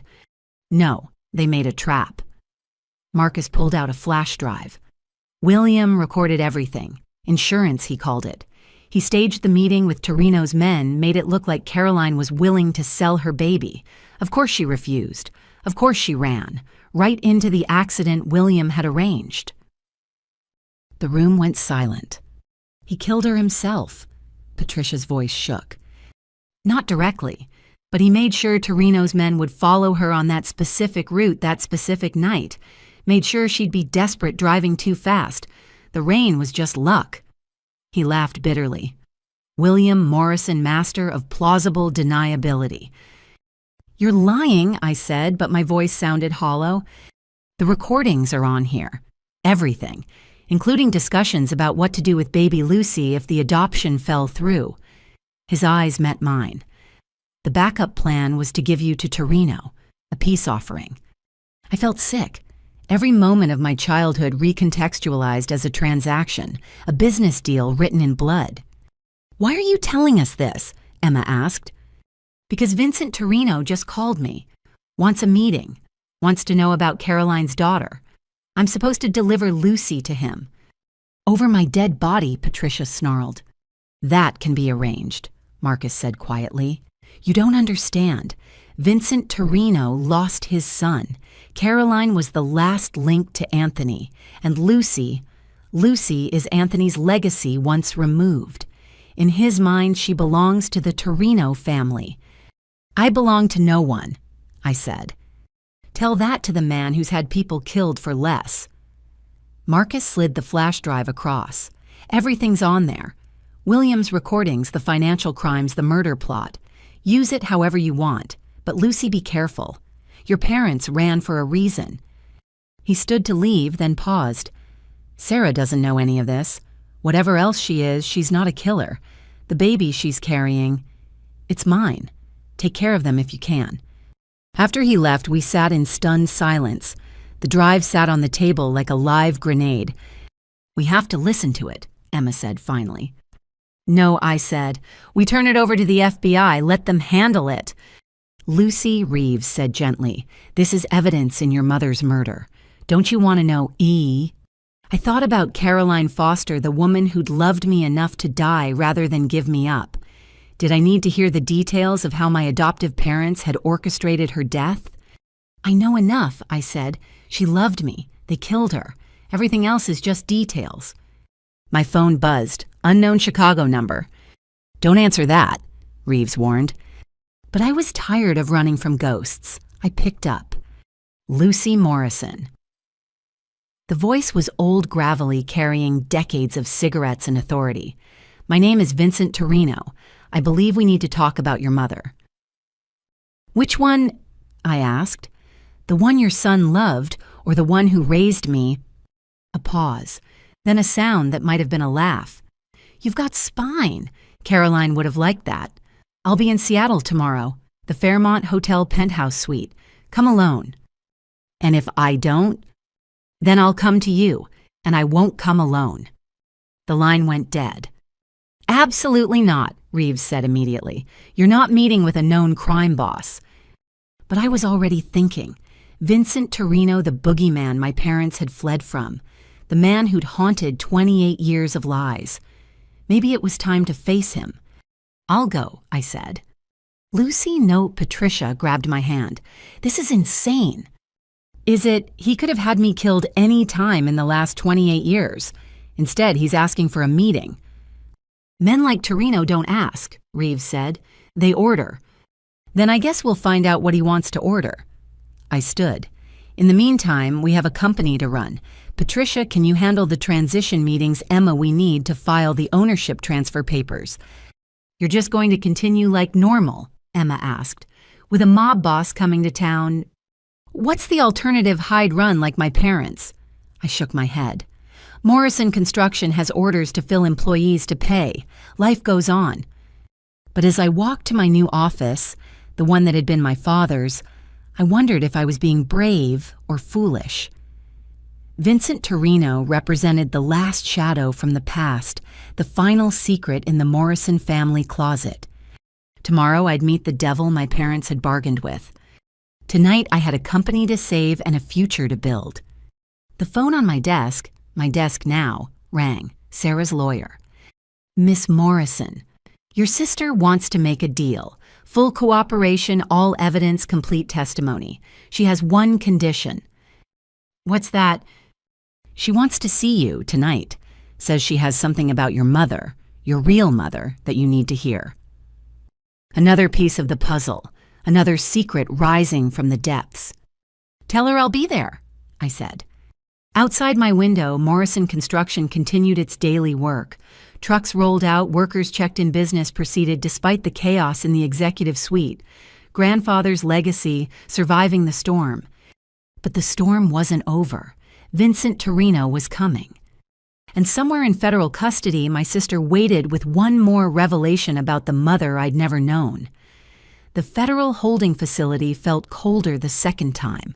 Sarah sat across from me, her orange jumpsuit hanging loose on her shrinking frame. The pregnancy was starting to show a small bump that seemed incongruous with the sterile surroundings. "You look tired," she said. "Mom and Dad ran. The FBI is involved. A Chicago crime boss is coming to town. So yes, I'm tired." Sarah's eyes widened. They actually ran. I didn't think they had it in them. Apparently, Vincent Torino had them more scared than federal prison. Torino. She leaned forward. "Lucy, what aren't you telling me?" I gave her the condensed version, Caroline's connection to Anthony Torino, the orchestrated accident, the lifetime of lies. With each word, Sarah's face grew paler. "They killed her," she whispered. "Our parents actually killed someone." "She wasn't your mother," I reminded her. "No, but she was yours. And they—" She touched her stomach. "How do you raise a child after doing something like that?" "They didn't. Not really. They went through the motions, but they never truly raised either of us. Just managed us like assets in a portfolio." Sarah laughed bitterly. "Assets. That's all we ever were. You were the reminder of their crime. I was the biological validation. Neither of us were daughters. We were just props in their performance of family. Your lawyer said you had information about Caroline." "I do." She pulled out a piece of paper worn from folding. "I found this in Mom's private safe years ago. Kept it because I thought I could use it against you someday. Turns out it's the opposite." I unfolded the paper, a letter handwritten in fading ink. "Margaret, I know what you're planning. William told me everything. How you'll make it look like an accident. How you'll take my baby. I'm writing this as insurance. If something happens to me, this letter goes to the police. But I'm also writing as one woman to another. You can't have children. I understand that pain. But taking mine won't heal your emptiness. It will only spread the poison.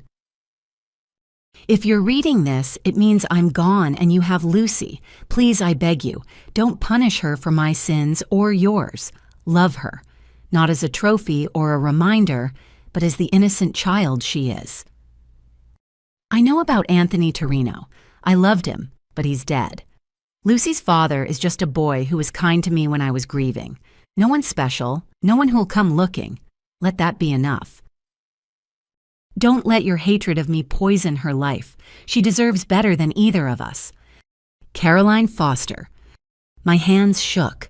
My mother had known. She'd seen death coming and tried to protect me even then. Mom kept this, I asked. Hidden away like a guilty secret. I think she read it sometimes. Late at night, I'd find her in her study crying over something. Now I know what. "Why are you giving this to me?" Sarah met my eyes. "Because I'm about to be a mother, and I'm terrified I'll be like them. Cold calculating, treating my child like a business decision. I need to believe we can be better." "We can," I said. "We are. You're cooperating with the FBI. I'm saving the company for the employees. We're already breaking the pattern." "Are we, or are we just playing different roles in the same tragedy?" Before I could answer, my phone buzzed. Robert Williams, urgent. "Miss Lucy, you need to get back here. The employees, they're doing something incredible." "What kind of something?" "Just come. You need to see this yourself." I looked at Sarah. "I have to go." "The meeting with Torino, are you really going?" "I don't know yet."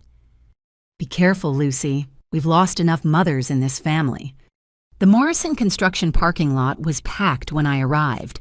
Not just employee vehicles, news vans, photographers, even a helicopter circling overhead. A makeshift stage had been erected near the main entrance. James McCready stood at a podium addressing a crowd of hundreds. Every Morrison construction employee, past and present, filled the space. But more than that, other construction workers, union representatives, business owners from around the city. "Dua, for too long, corporations have treated workers as expendable," James was saying. "Morrison Construction nearly became another casualty of greed. But we said no. We stood together, and now we own our future." The crowd erupted. Signs reading "Workers United" and "Employee Ownership Now" waved above heads. I tried to slip in quietly, but Angela Torres spotted me. "There she is," Angela called out. "Lucy Morrison, the woman who saved our company." Suddenly, I was being pushed toward the stagehands, patting my back, voices calling out thanks. James stepped aside as I reached the podium. "Speech," someone yelled. Then others took up the chant. "Speech, speech." I looked out at the sea of faces. Men and women who'd trusted me with their futures, who'd stood against my parents, risked everything on the word of an adopted daughter they'd chosen to believe in. "I didn't save Morrison Construction," I said, my voice carrying through the speakers. "You did. Every one of you who refused to let greed destroy what 3 generations built. You saved it." "But you let us," a voice called out. "No." I shook my head. "I just refused to follow them. There's a difference. My parents, the people who raised me, they forgot something fundamental. A company isn't stock prices or profit margins. It's people. It's families. It's the security of knowing your work means something." The crowd had gone quiet, hundreds of eyes fixed on me. They thought they could hollow out this company, take the money and run. They thought you were expendable. They were wrong. Because while they were scheming in boardrooms, you were building, creating, making something real with your hands and hearts. "Damn right," someone shouted. "So no, I didn't save Morrison Construction. But together we're going to transform it.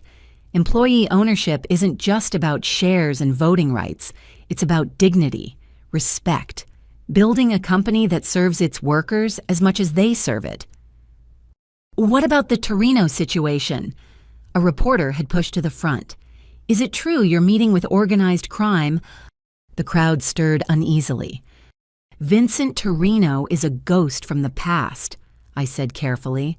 "My past, not yours, not Morrison Construction's. I'll handle whatever needs handling, but it won't affect this company or any of you. That's my promise." "We stand with you." Robert Williams stepped forward. "Whatever comes, we've got your back." A chorus of agreement rippled through the crowd. These people, some of whom had known me since I was a child, were offering to stand between me and a mob boss. "I appreciate that," I said, throat tight with emotion. "More than you know. But the best way you can help is to keep Morrison Construction strong. Show the world that employee ownership works, that when workers unite, they're unstoppable."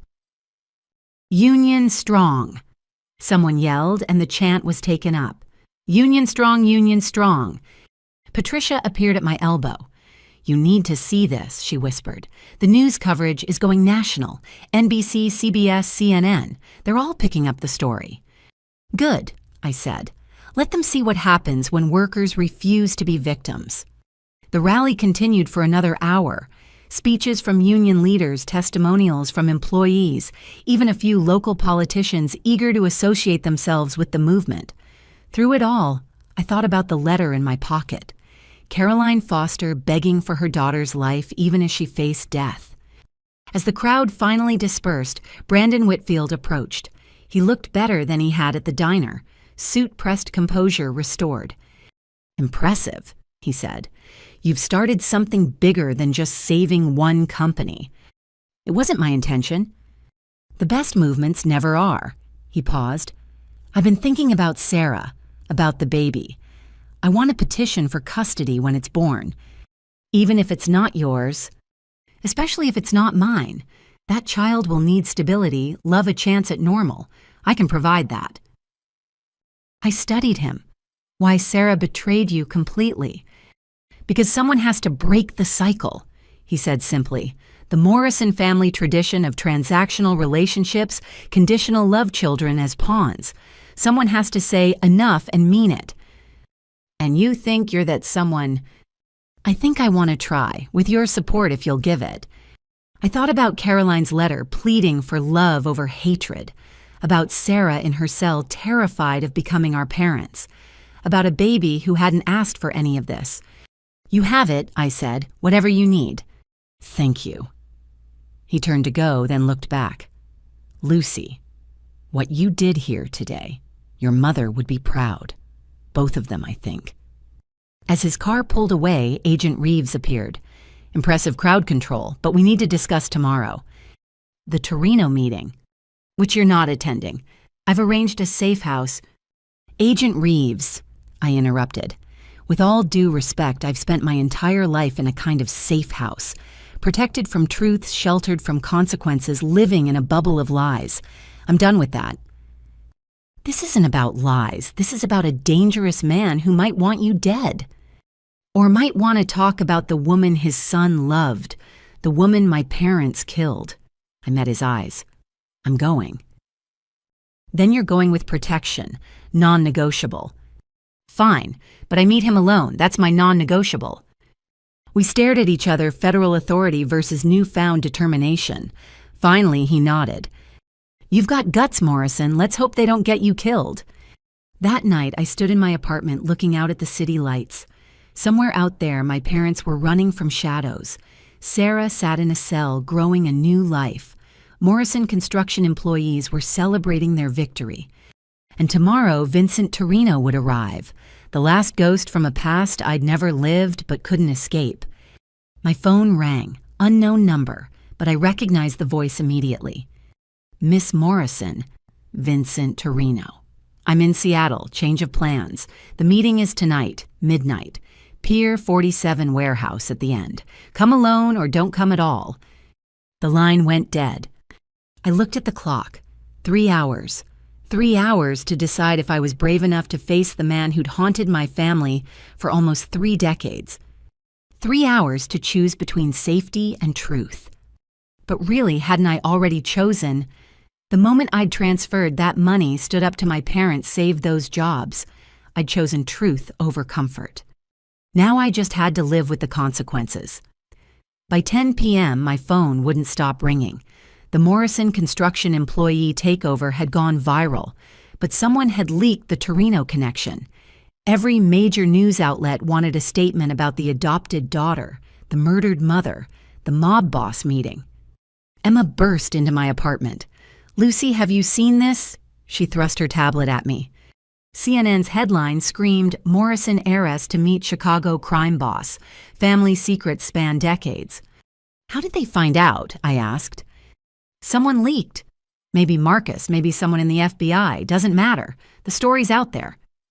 She scrolled through article after article. Wall Street Journal, New York Times, even international papers. Your global news.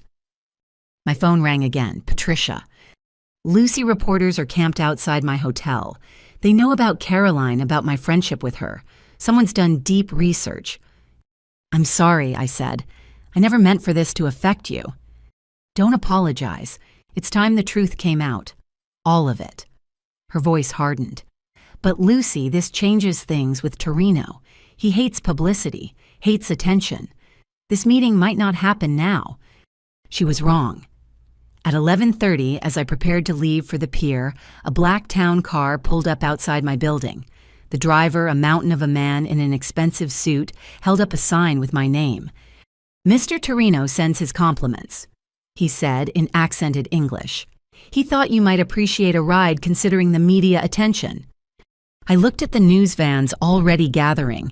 Getting to Pier 47 alone would be impossible. "Agent Reeves will follow," I said. Mr. Torino expected that. He has no objection as long as they remain outside. The ride through Seattle felt surreal. The driver said nothing more, navigating empty streets with practiced ease. We passed the Morrison construction building, lit up despite the late hour. Employees still celebrating or maybe just too excited to go home. Pier 47 was deserted except for a few expensive cars and men in dark suits who screamed private security. The warehouse at the end looked abandoned from outside, but warm light spilled from the windows. "Through there," the driver said, pointing to a side door. "He's waiting." I texted Reeves my location, then entered alone. The warehouse interior had been transformed into an elegant space. Persian rugs covered the concrete floor. Antique furniture created an intimate sitting area. And in a leather wingback chair sat Vincent Torino. He was older than his pictures suggested, probably pushing 80, but his eyes remained sharp, dangerous. The eyes of a man who'd ordered deaths and never lost sleep over them. "Lucy Morrison," he said, not rising. "You look like her." "Like Caroline." "Like Hope," he corrected. She had that same determined chin, that same way of standing like the world better not try to push her around. The world pushed her pretty hard. "Sit." It wasn't a request. I sat in the chair across from him, hyper-aware of the men standing in shadows around us. "I didn't kill your mother," he said without preamble. "Whatever your parents told you, whatever lies they spun. Caroline's death wasn't my doing. The letter my father left suggested otherwise. Your father was a coward who let my men chase a frightened girl to her death. But the brake lines, the actual crash, that was all William Morrison." He pulled out a cigarette, lit it with hands that barely trembled. "I wanted Caroline back. Yes, she'd been Anthony's girl. In our world, that means something. But I would never have hurt her. Why should I believe you? Because I'm here." He gestured around the warehouse. "I could have taken you any time in the last 28 years. Instead, I watched, waited, let you grow up in that house of lies." "Why, because you were Caroline's choice. She died rather than give you up, to them or to me. I respected that, respected her." He stood then, moving to a table where a bottle of wine waited. "Do you know why she ran to Seattle? Why of all places she came here?" I shook my head. "Because I told her to." He poured 2 glasses, handed me one. "After Anthony died, she was lost, grieving. Some college boy took advantage of that grief. When she found out she was pregnant, she came to me, asked what to do." "And you told her to run?" "I told her Anthony would want her to be happy, would want his child because she was carrying his child in her heart, even if not her body, to have a chance at a normal life." He sipped his wine. "So I gave her money, a car, and the name of someone in Seattle who'd help her start over." "Who?" "Patricia Morrison." He smiled at my shock. "Oh yes, I knew Patricia. She'd done legal work for some of my legitimate businesses. Smart woman, kind too. I knew she'd help a scared pregnant girl. So you sent Caroline to Patricia, who introduced her to William, and the rest is tragedy." His face darkened. "I should have known William Morrison would corrupt anything he touched. Should have protected her better." "Why tell me this now?" "Because you did something I didn't expect. You stood up to them, saved the company, protected the workers, showed spine." He set down his glass. "You're not just Caroline's daughter. You're worthy of her memory." "What do you want from me?" "Nothing, and everything." He moved to another table, picked up a thick envelope. "Inside is everything I gathered about your mother's death. Evidence your FBI friend might find interesting. Enough to bury William Morrison if you choose to use it." I took the envelope, felt its weight, and in exchange. "No exchange, a gift, from an old man who failed to protect someone he cared about." He studied me. "But I do have advice if you'll take it." "I'm listening." "Your parents ran because they're scared, not of prison, of truth. There are more secrets, Lucy Morrison, darker than you know. Be careful how deep you dig." "What kind of secrets?" "The kind that destroy more than just families.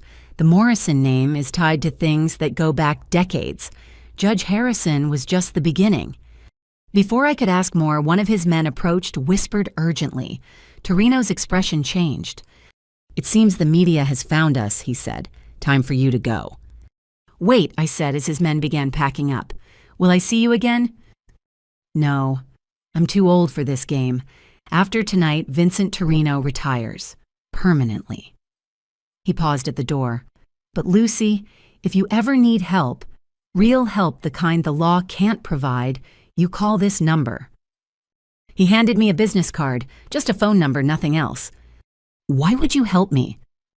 "Because Anthony loved her. Because she died protecting you. Because sometimes family isn't about blood, it's about honor." He smiled sadly. "Be well, Lucy Morrison. Make them all proud." Then he was gone, leaving me alone in an emptying warehouse with an envelope that might contain enough evidence to destroy what was left of my adoptive family. Outside, chaos had erupted. News vans, police cars, FBI vehicles. Cameras flashed as I emerged. Agent Reeves pushed through the crowd, face furious. "Are you insane?" he hissed, pulling me toward his car. "Do you have any idea what you just did?" "Had a conversation with an old man about my dead mother," I said calmly. "A conversation that's now international news." He gestured at the media circus. "Morrison heiress meets mob boss. How's that for a headline?" But I wasn't listening. On the nearest news van's monitor, I saw something that made my blood run cold. Sarah's mugshot next to the words, "Breaking News." "Turn that up," I shouted. "Oh, Morrison, sister of Lucy Morrison, who met with alleged crime boss Vincent Torino tonight, has been hospitalized after collapsing in federal custody. Sources say the pregnancy complications are severe." "Get me to the hospital," I told Reeves. "Now." "Lucy, now."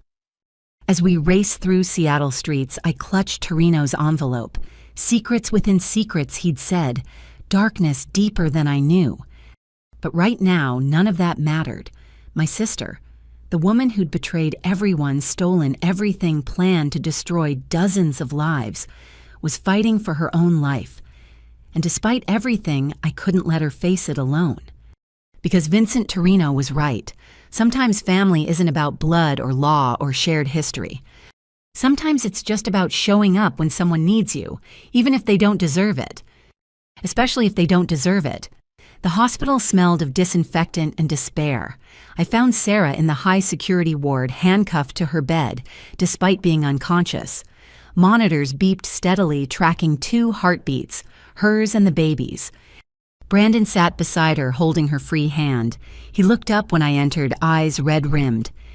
"The doctors say it's stress-induced preeclampsia," he said quietly. "The pregnancy, the arrest, everything. Her body's shutting down." I sat across from him, studying my sister's face. Without makeup, without the perfect composure, she looked young, vulnerable. "Why are you here?" I asked Brandon. "After everything she did." "Because I loved her. Not the woman she became, but the woman I thought she was. Maybe that person never existed, but—" He squeezed Sarah's hand. The feelings were real, even if she wasn't. A doctor entered, checking charts and monitors. "Are you family?" she asked me. "I'm her sister." "Good. We need to discuss options. The pregnancy is only 20 weeks. If we deliver now, the baby likely won't survive. But if we wait, your sister might not." "What does Sarah want?" "She hasn't regained consciousness since arriving. Mr. Whitfield has no legal standing to make medical decisions. That falls to next of kin." I felt the weight of that responsibility. Sarah, who'd stolen and schemed and betrayed now, depended on me to choose between her life and her child's. What would give them both the best chance, I asked. Aggressive treatment for the preeclampsia, medication monitoring, bed rest. But she'd need to remain in custody, and the stress of that environment. "She'll be released to home monitoring," Brandon said suddenly. "I'll petition the court. Medical necessity. She'll stay with me, ankle monitor, full surveillance. Whatever it takes." "Brandon," I started, but he cut me off. "She's carrying a child, Lucy. Whatever she's done, that baby deserves a chance." Before I could respond, my phone rang. Patricia. "Lucy, you need to see the news, now." I found a television in the waiting room. Every channel showed the same thing, William and Margaret Morrison in handcuffs being led into FBI headquarters. "Captured at the Canadian border," the reporter was saying. The Morrison parents who fled amid financial fraud allegations were attempting to cross using false identification. But it was what came next that stopped my heart. In a shocking twist, William Morrison has agreed to testify about what he calls decades of corruption in Seattle's construction industry. Sources say his testimony could implicate dozens of prominent business and political figures. "He's going to burn it all down," I whispered. My phone rang again. Agent Reeves. "Lucy, your father's talking. He's giving us everything: names, dates, bribes, kickbacks. Half of Seattle's elite are about to be arrested." Why now? Because he knows he's finished. The evidence from Torino, plus what we already had, he's looking at life in prison. This is his play for a deal. I thought about my father, the man who'd raised me while hiding my mother's murder. Now faced with consequences, he was willing to destroy everyone who'd ever worked with him. "There's more," Reeves continued. "He's claiming your mother, Margaret, was the mastermind, says she orchestrated Caroline's death, the fraud, everything. And Margaret, demanding a lawyer, refusing to talk. But Lucy, some of what William's saying checks out. Margaret's name is on documents going back decades, shell companies, offshore accounts, all in her name."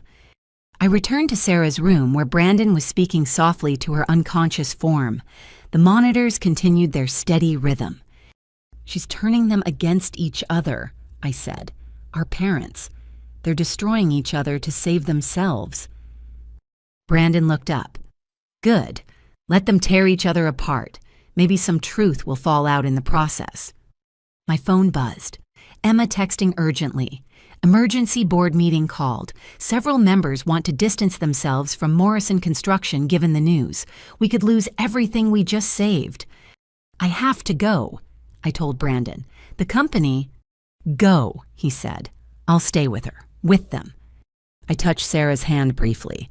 Despite everything, she was still my sister, still carrying an innocent life that deserved protection. "Fight," I whispered to her. "For once in your life, fight for something that matters." The Morrison Construction boardroom was in chaos when I arrived. Board members who'd supported my parents for years now scrambled to distance themselves from the tainted Morrison name. "We need to rebrand immediately," one was saying. "The Morrison name is toxic now. We need to consider selling," another added. "Cut our losses before—" "Before what?" I interrupted, entering the room. "Before we finish what we started. Before we prove that employee ownership can work." "Lucy," the board chairman said carefully, "your father's testimony will destroy this company's reputation. Every contract will be scrutinized, every relationship questioned." "Good," I said, taking my seat at the head of the table. "Let them scrutinize, let them question. We have new leadership, new ownership, new values. We're not the company William Morrison built on bribes and blood." "The media won't see it that way," someone protested. "Then we'll show them." I stood looking at each board member. "We'll open our books, complete transparency. Every contract, every payment, every decision. We'll show Seattle what honest business looks like." "That's corporate suicide," the chairman said. "No," Patricia said from the doorway. "That's corporate rebirth." She entered with James McCready, Angela Torres, and a dozen other employee owners. They filled the room surrounding the old board members. "We've taken a vote," James announced. "The employee owners support Lucy's proposal, full transparency, complete reform. And if any board members can't support that vision," he smiled grimly, "we'll vote in ones who can." The old guard looked around nervously. They were outnumbered, outmaneuvered, facing a new reality where workers had power. One by one, they capitulated. Within an hour, half the board had resigned. The others pledged support for the Transparency Initiative. As the meeting concluded, my phone rang, an unknown number. "Miss Morrison." A woman's voice, elderly but strong. "My name is Dorothy Foster. I believe you might be my granddaughter." Caroline's mother, the grandparents Patricia had mentioned. Yes, I managed. "I think I am. We saw the news, saw your picture. You look just like her, just like our Caroline." Her voice broke. "We thought she died in college. Never knew about you. Never knew." "Where are you?" I asked. Florida. But we're flying to Seattle tomorrow. We need to meet you. Need to see... A pause. Is it true what they're saying? That your adoptive parents killed her? I don't know all the details yet, I said carefully, but yes, they were involved in her death. Silence. Then, we'll see you tomorrow. There are things you need to know about Caroline, about why she really left Chicago. Another piece of the puzzle, another secret waiting to be revealed. That night, I stood in my office, grandfather's office, looking out at the city. Somewhere, my adoptive parents sat in separate cells, turning on each other. Sarah fought for her life and her babies. The Fosters flew toward a granddaughter they'd never known existed. And Morrison Construction, built on lies and corruption, began its transformation into something clean. My phone buzzed. A text from the number Vincent Torino had given me. Saw the news. Your parents in custody. The truth emerging. Caroline would be proud. So is an old man in Chicago. Be well, Lucy Morrison. I smiled sadly. Even mob bosses, it seemed, could appreciate justice when they saw it. Emma entered with a stack of papers. Preliminary audit results. Your father was telling the truth. The corruption goes deep. But Lucy, the employee fund is clean. Every pension protected. Your grandfather kept the workers' money separate from the dirty deals. Of course he did, I said. He knew what was happening, tried to protect what he could. There's something else. A safety deposit box in your grandfather's name we didn't know about. The key was in his old desk. Inside. She handed me a letter. Grandfather's handwriting dated a month before his death. My dearest Lucy, if you're reading this, then you've taken control of Morrison Construction. Good. It was always meant to be yours. I knew about Caroline, knew what William and Margaret did. My greatest shame is that I couldn't stop it, couldn't save her. But I could save you, could give you a place in this family even if they never truly accepted you. The company will need rebuilding. William's corruption runs deep, but you have something he never had, integrity. Use it. Transform Morrison Construction into what it should have been. I'm leaving you more than a company. In this box are Caroline's things, photos, letters, mementos I saved. Your mother was a remarkable woman who loved you more than life itself. Be better than we were, Lucy. Break the cycle. Build something worthy of the sacrifice she made. All my love, Grandfather. I wiped away tears as I looked through Caroline's things. Photos of a young woman full of hope, letters to friends about her dreams, an ultrasound photo labeled Baby Girl Morrison.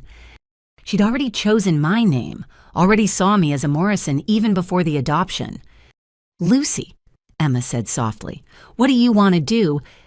I looked at my friend, my lawyer, my support system, then at the photos of Caroline Foster, the mother I'd never known but who'd shaped my entire life. We rebuild, I said. We take Grandfather's dream and Caroline's sacrifice, and we build something worthy of them both. Morrison Construction rises from these ashes. The media will be brutal, Emma warned.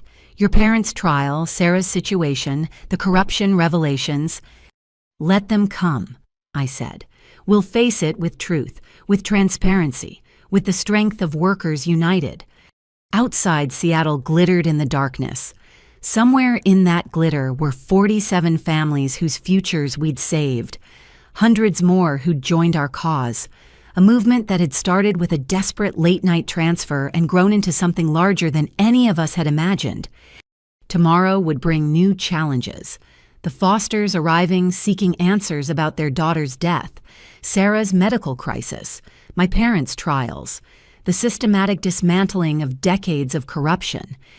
But tonight I stood in my grandfather's office holding my mother's ultrasound photo and felt something I'd never experienced in 28 years of life. I felt like I was exactly where I belonged. 6 months later, Morrison Construction looked nothing like the company my parents had fled. Glass walls replaced closed doors. Financial reports were published online weekly. Every contract, every bid, every decision was documented and available for employee review. The transparency had cost us initially. Some clients nervous about their own exposure pulled contracts. Stock price plummeted. The old guard predicted bankruptcy within months. They were wrong.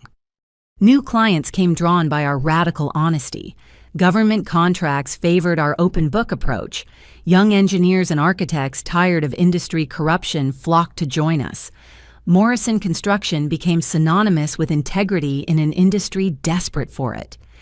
I stood before 200 employees at our quarterly meeting, Sarah's baby sleeping in my arms. 6 months ago, I said, we saved this company from destruction. Today we've proved something more important, that honest business isn't just possible, it's profitable. The crowd erupted in applause. In the front row, Dorothy and Robert Foster beamed. Caroline's parents had become fixtures at Morrison Construction, volunteering in the daycare we'd established, sharing stories of their daughter with anyone who'd listen. Our revenue is up 15%, I continued. Our employee satisfaction scores are the highest in the industry, and today I'm announcing our newest initiative, the Caroline Foster Foundation providing scholarships for children of construction workers. More applause. The baby stirred but didn't wake. Marcus Chen's son, DNA had confirmed it, but Brandon's child in every way that mattered. Sarah, serving her reduced sentence in minimum security, had signed away parental rights. Brandon was raising him with the help of a village that included me, the Fosters, and half of Morrison Construction's employees. We've also received word from the federal prosecutors, I added. Based on evidence provided by Morrison Construction's Transparency Initiative, 17 corrupt officials have been indicted. The culture of bribes and kickbacks that poisoned Seattle's construction industry for decades is finally ending. As the meeting continued, I thought about my parents. William had received 15 years as testimony, buying him a reduced sentence. Margaret, who'd maintained her innocence to the end, got 25. They'd turned on each other so completely that they'd been placed in separate facilities to prevent communication. Neither had asked about Sarah or the baby. Neither had reached out to me. Lucy, Patricia touched my shoulder. You have visitors. In my office, still strange to think of it as mine, Agent Reeves waited with a woman I'd never seen before. Ms. Morrison, Reeves said, "This is Agent Sarah Kim from our Chicago office. She has information about Vincent Torino." My stomach tightened. Is he all right? He passed away 2 months ago, Agent Kim said gently. Natural causes, but he left instructions regarding you. She handed me an envelope. Inside a simple note, the old debts are paid. Live free, VT. There's more, Kim continued. Torino's organization is dissolving, going legitimate. As part of that process, they've provided us with decades of records, including these. Another envelope, inside documents that made my hands shake. Adoption papers. I breathed. Vincent Torino tried to adopt me. Filed the day after Caroline Foster's death. Kim confirmed. He claimed paternal rights, said Anthony might have been the father. Your adoptive parents fought it won based on Caroline's signed consent. Consent she gave under duress, Reeves added. Torino spent years trying to prove that, but a mob boss fighting respected business leaders for custody was never going to win, I finished. He kept tabs on you, though, Kim said. We found files going back decades.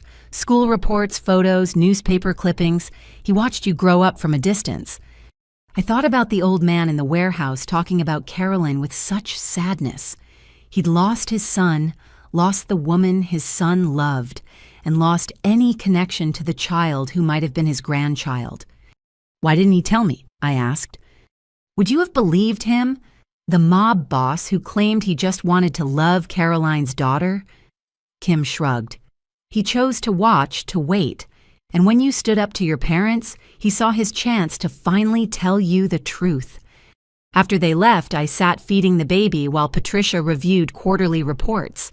Such a strange family we'd built. The aunt who was really my cousin, the nephew who wasn't my blood, the grandparents who'd found me through CNN. My phone rang, Sarah calling from prison. How is he? She asked immediately. Perfect, I said. Brandon brought him to visit yesterday. He's got your eyes. Mom's eyes? She corrected. I've been thinking about that, how traits pass down wanted or not. Sarah, I'm getting therapy, she interrupted. Real therapy. Trying to understand how I became what I became. The therapist says it's not too late to change, to be better. I believe that, I said. Even after everything, especially after everything, we're not our parents, Sarah. We get to choose who we become. Silence then. I love you, Lucy. I don't think I ever said that and meant it, but I do. I love you too, I said, surprising myself by meaning it. After she hung up, I looked around my office. Photos covered one wall now.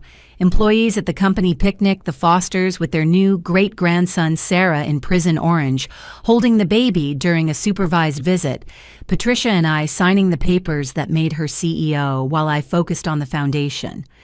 Morrison Construction was thriving. The employee ownership model was being studied by business schools. Other companies were adopting our transparency policies. We'd sparked a movement neither my parents nor I had seen coming. But more than that, we'd built something rarer than business success. We'd built a community of people who chose each other, supported each other, forgave each other. You ready? Patricia asked. The journalism students will be here soon. Once a month, we hosted groups wanting to study our transformation. Today's batch was particularly interested in how we'd handled the media storm. Almost, I said, settling the baby in his carrier. Patricia, do you think Caroline would be proud? She smiled. I think Caroline would be amazed. Her daughter, raised by her killers, not only survived, but transformed their weapon into something beautiful. Yes, Lucy. She'd be proud. As we headed to the conference room, I thought about the journey that had brought us here.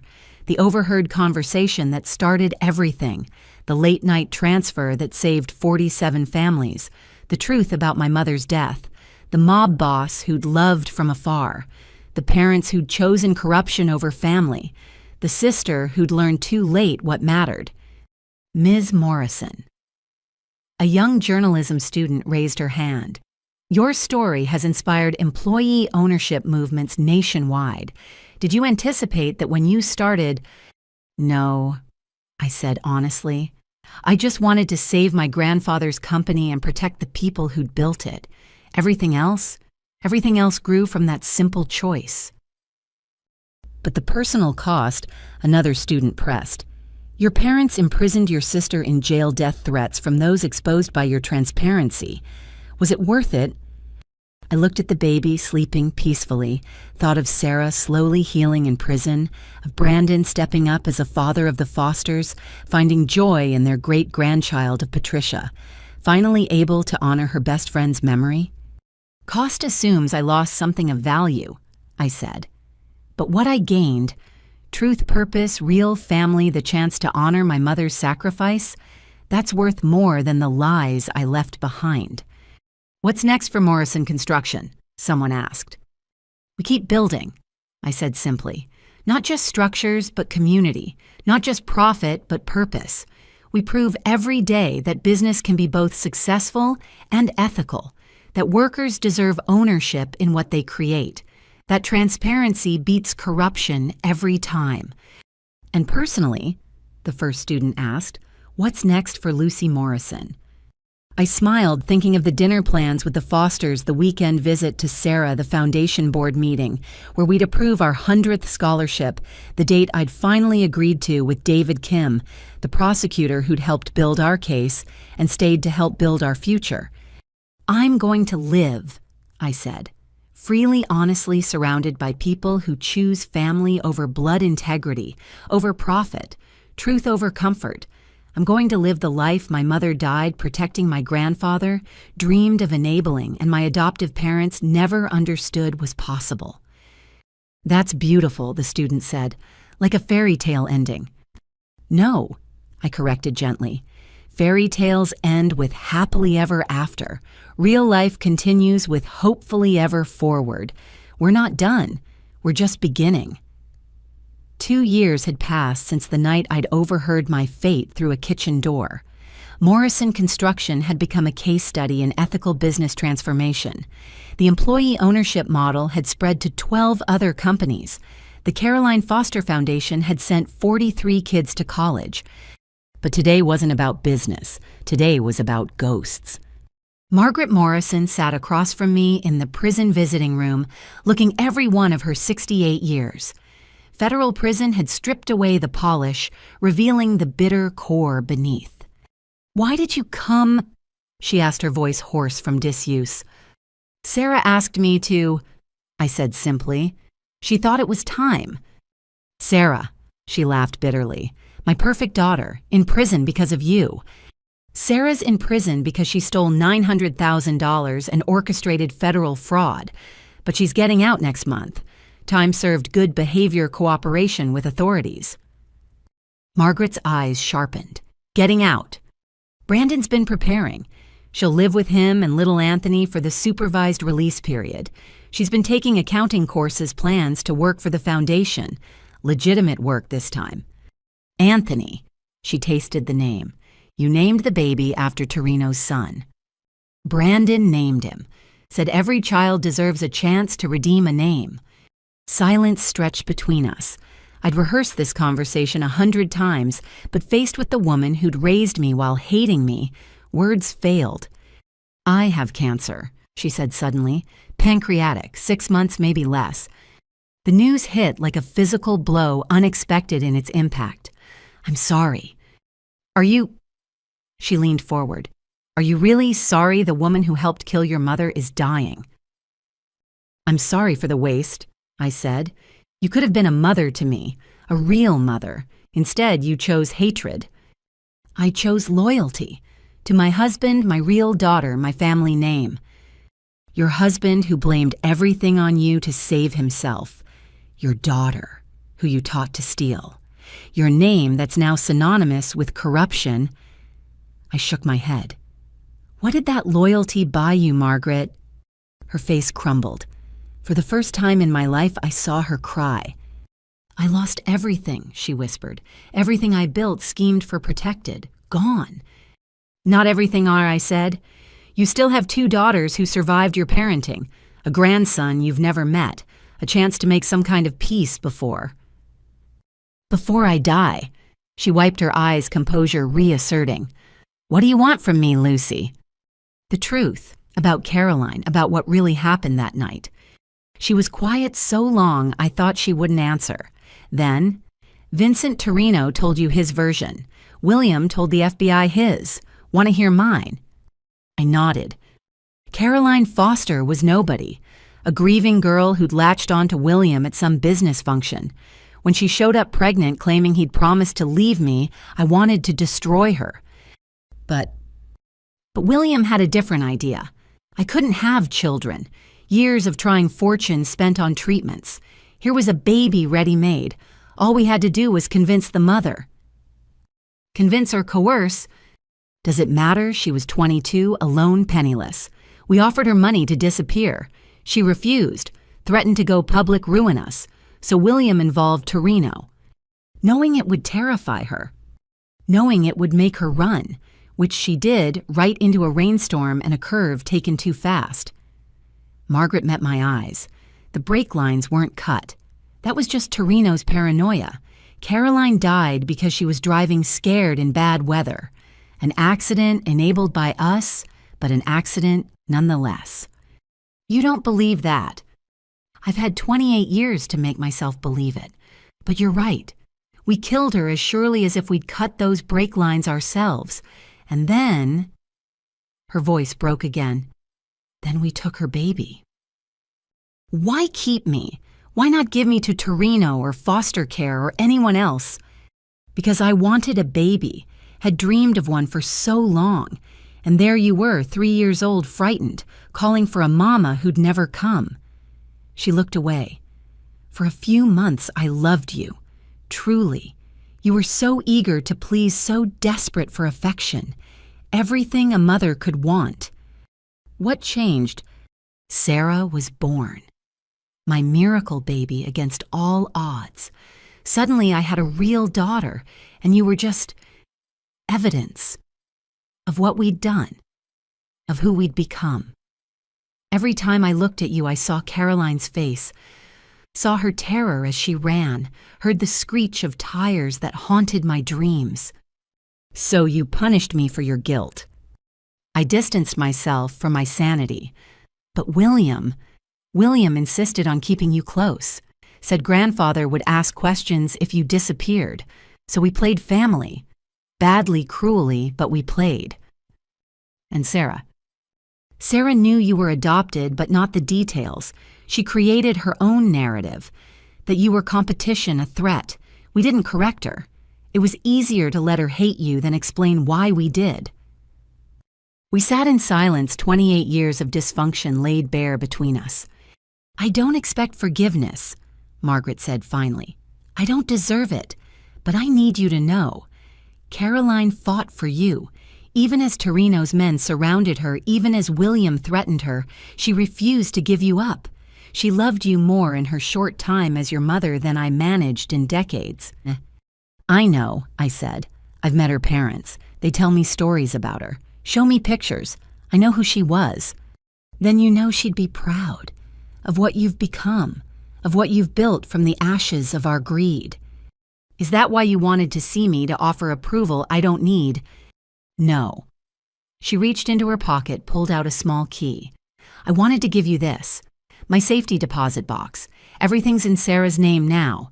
She'll have access when she's released, but there's something in there for you. What?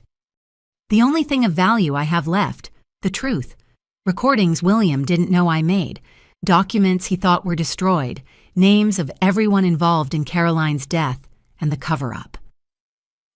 Why now? Because I'm dying.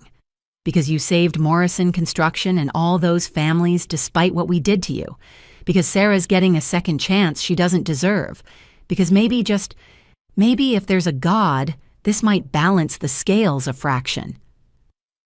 I took the key, its weight heavier than metal should be. There's one more thing, she said as our time ran out. In the box, there's a letter. From Caroline. She gave it to me the day she died, asked me to give it to you when you were old enough. I never did. Another sin to add to the collection. 25 years you kept it. 25 years I read it, hoping to find justification for what we did. Instead, I found only love. A mother's love for a daughter she knew she might never see grow up. The guard signaled our time was over.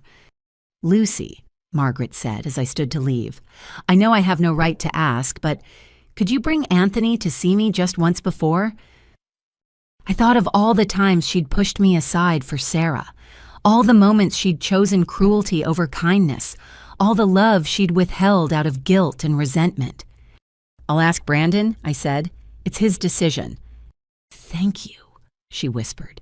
And Lucy, I'm sorry for all of it. It doesn't change anything, but I'm sorry. I left her there, a dying woman in a federal prison, finally speaking truths that came too late. But even late truths had value. Even deathbed confessions could bring closure. That evening, I sat in Morrison Construction's Memorial Garden, a space we'd created to honor grandfather and all those who'd built the company. Patricia found me there reading Caroline's letter for the 10th time. My darling Lucy, if you're reading this, then the worst has happened and I'm not there to watch you grow. But I need you to know, you are loved, you are wanted, you are the best thing that ever happened to me. I don't know what the Morrisons will tell you about me. Maybe nothing, maybe lies. So let me tell you the truth. I was young and scared and alone. But the moment I knew you existed, I had purpose. You gave me strength I didn't know I had. They want to take you from me. Say I'm not fit to be your mother. Maybe they're right. I'm nobody special. Just a girl who made mistakes and got in over her head. But I love you with every fiber of my being. If they raise you, I pray they'll be better to you than they've been to me. I pray they'll see you as the gift. You are not the burden they seem to think. I pray you'll grow up strong and kind and brave. Know this, my sweet girl, wherever I am, whatever happens, my love goes with you. In every smile, every tear, every moment of your precious life, you carry my heart. Be better than all of us, Lucy. Break free from whatever chains they put on you. Live, love, soar. Forever your mother, Corey Caroline. She knew, Patricia said softly, reading over my shoulder. Somehow, she knew they'd try to contain you, and she wanted you to break free. Mission accomplished, I said, wiping away tears. What will you do with Margaret's evidence? Give it to the FBI. Let them finish what we started. Everyone involved in covering up Caroline's death should face justice. Even if it destroys more reputations, impacts Morrison Construction. We've survived worse. We'll survive this too. Patricia squeezed my shoulder. The board meeting's in an hour, ready to face the future. I folded Caroline's letter carefully, holding it close. I've been ready my whole life. As we walked back to the building, my phone rang. David from the courthouse. Sarah's release was approved, he said. She'll be out tomorrow. Thought you'd want to know. We'll be there, I promised. Tomorrow my sister would walk free. Not the same woman who'd entered prison, but someone trying to be better. Someone learning what I'd always known. That family isn't about blood or names or inheritance. It's about showing up, forgiving, trying again. Margaret Morrison was dying. William Morrison was serving his time. Sarah Morrison was getting her second chance. And Lucy Morrison, Lucy Foster Morrison, as I'd legally become, was living the life her mother had died protecting. Not a fairy tale ending, just a human one. Messy, complicated, ongoing. But honest. Finally, blessedly honest. The morning Sarah walked out of federal prison, a crowd waited that she hadn't expected. Not reporters or protesters, but Morrison Construction employees. 47 families whose jobs she'd nearly destroyed stood in the parking lot holding a banner, "Everyone deserves a second chance." She stopped at the prison gates, baby Anthony in her arms. Brandon had brought him, tears streaming down her face. "Why?" she asked when I reached her. "Why are they here?" "Because James McCready's son just got out of prison for drug charges," I said. "Because Angela's daughter struggles with addiction. Because everyone here knows what it's like to need forgiveness." "I don't deserve this," she whispered. No, I agreed. But grace isn't about deserving. Robert Williams stepped forward, the security guard who'd helped expose everything. "Miss Sarah, we voted. Unanimous. You're welcome at Morrison Construction. Fresh start if you want it." She broke down completely, then sobbing into Anthony's hair while Brandon held them both. The employees applauded, not for who she'd been, but for who she might become. Later in the Morrison Construction conference room, Sarah signed her employment contract. Entry-level accounting in the foundation, full transparency daily check-ins with her parole officer. She'd gone from CFO in waiting to junior clerk and seemed grateful for it. "I want to show you something," she said after the paperwork was complete. She pulled out a worn notebook. "I've been keeping this in prison. Every person I hurt, every dollar I stole, every life I affected. I'm going to make it right, however long it takes." "Sarah, you can't—" "I can try." She looked at me with clear eyes. "You saved the company despite me. The least I can do is help rebuild what I tried to destroy." That afternoon, we held Morrison Construction's third annual shareholder meeting. The warehouse was packed with employee owners, community partners, and journalists documenting our ongoing transformation. 3 years ago, I said from the podium, this company almost died from greed. Today it thrives on transparency. Our revenue has doubled. Our employee satisfaction leads the industry, and our model has inspired 23 other companies to adopt employee ownership. Applause filled the space, but I wasn't finished. Today marks another milestone.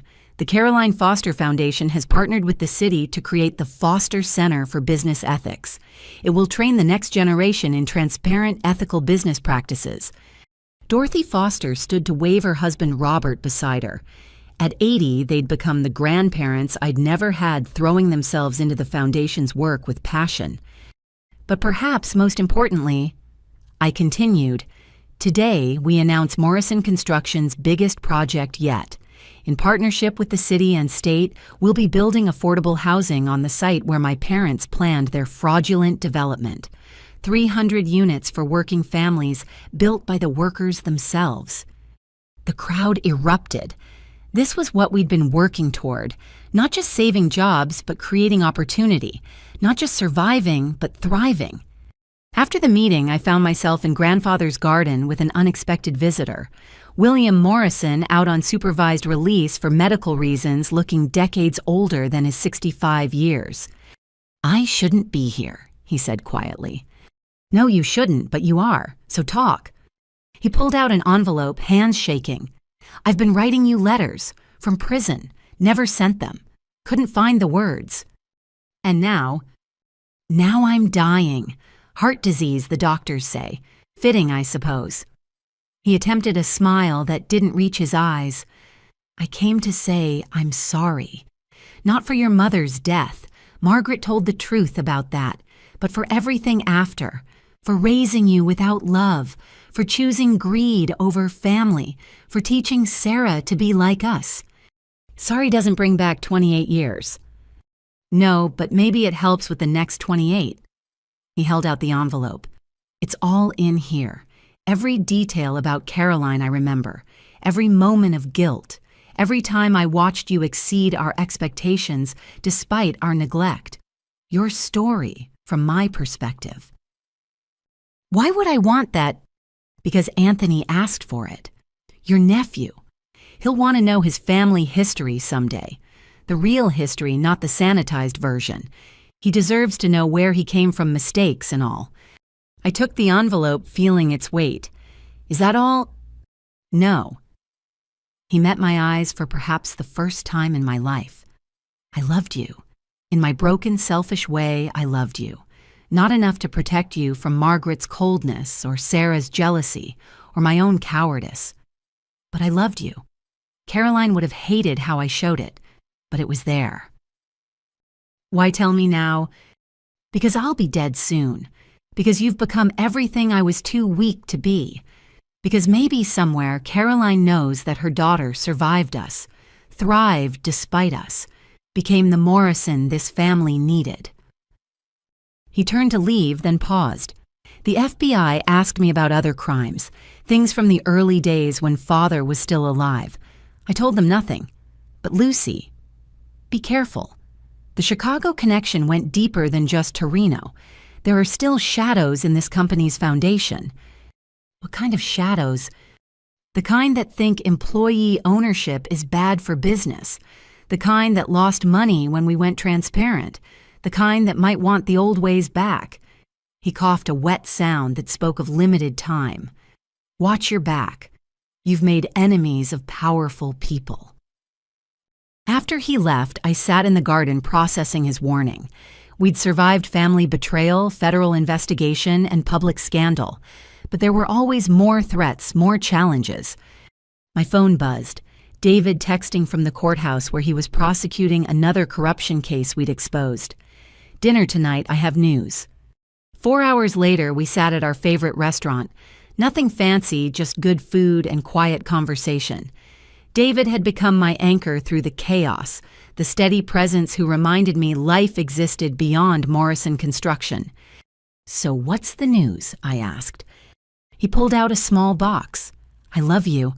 I love your dedication to justice, your compassion for people who've hurt you, your strength in the face of impossible odds. I love that you turned tragedy into triumph, that you chose building over burning. Marry me." The ring was simple, elegant, perfect, like the man offering it. "Yes," I said, laughing and crying simultaneously. "Yes, of course, yes." Around us, the restaurant continued its normal evening service, unaware that Lucy Morrison, the girl who discovered her life was a lie, had just chosen her own truth. Later that night, I stood in my apartment looking at the wall of photos that told my story.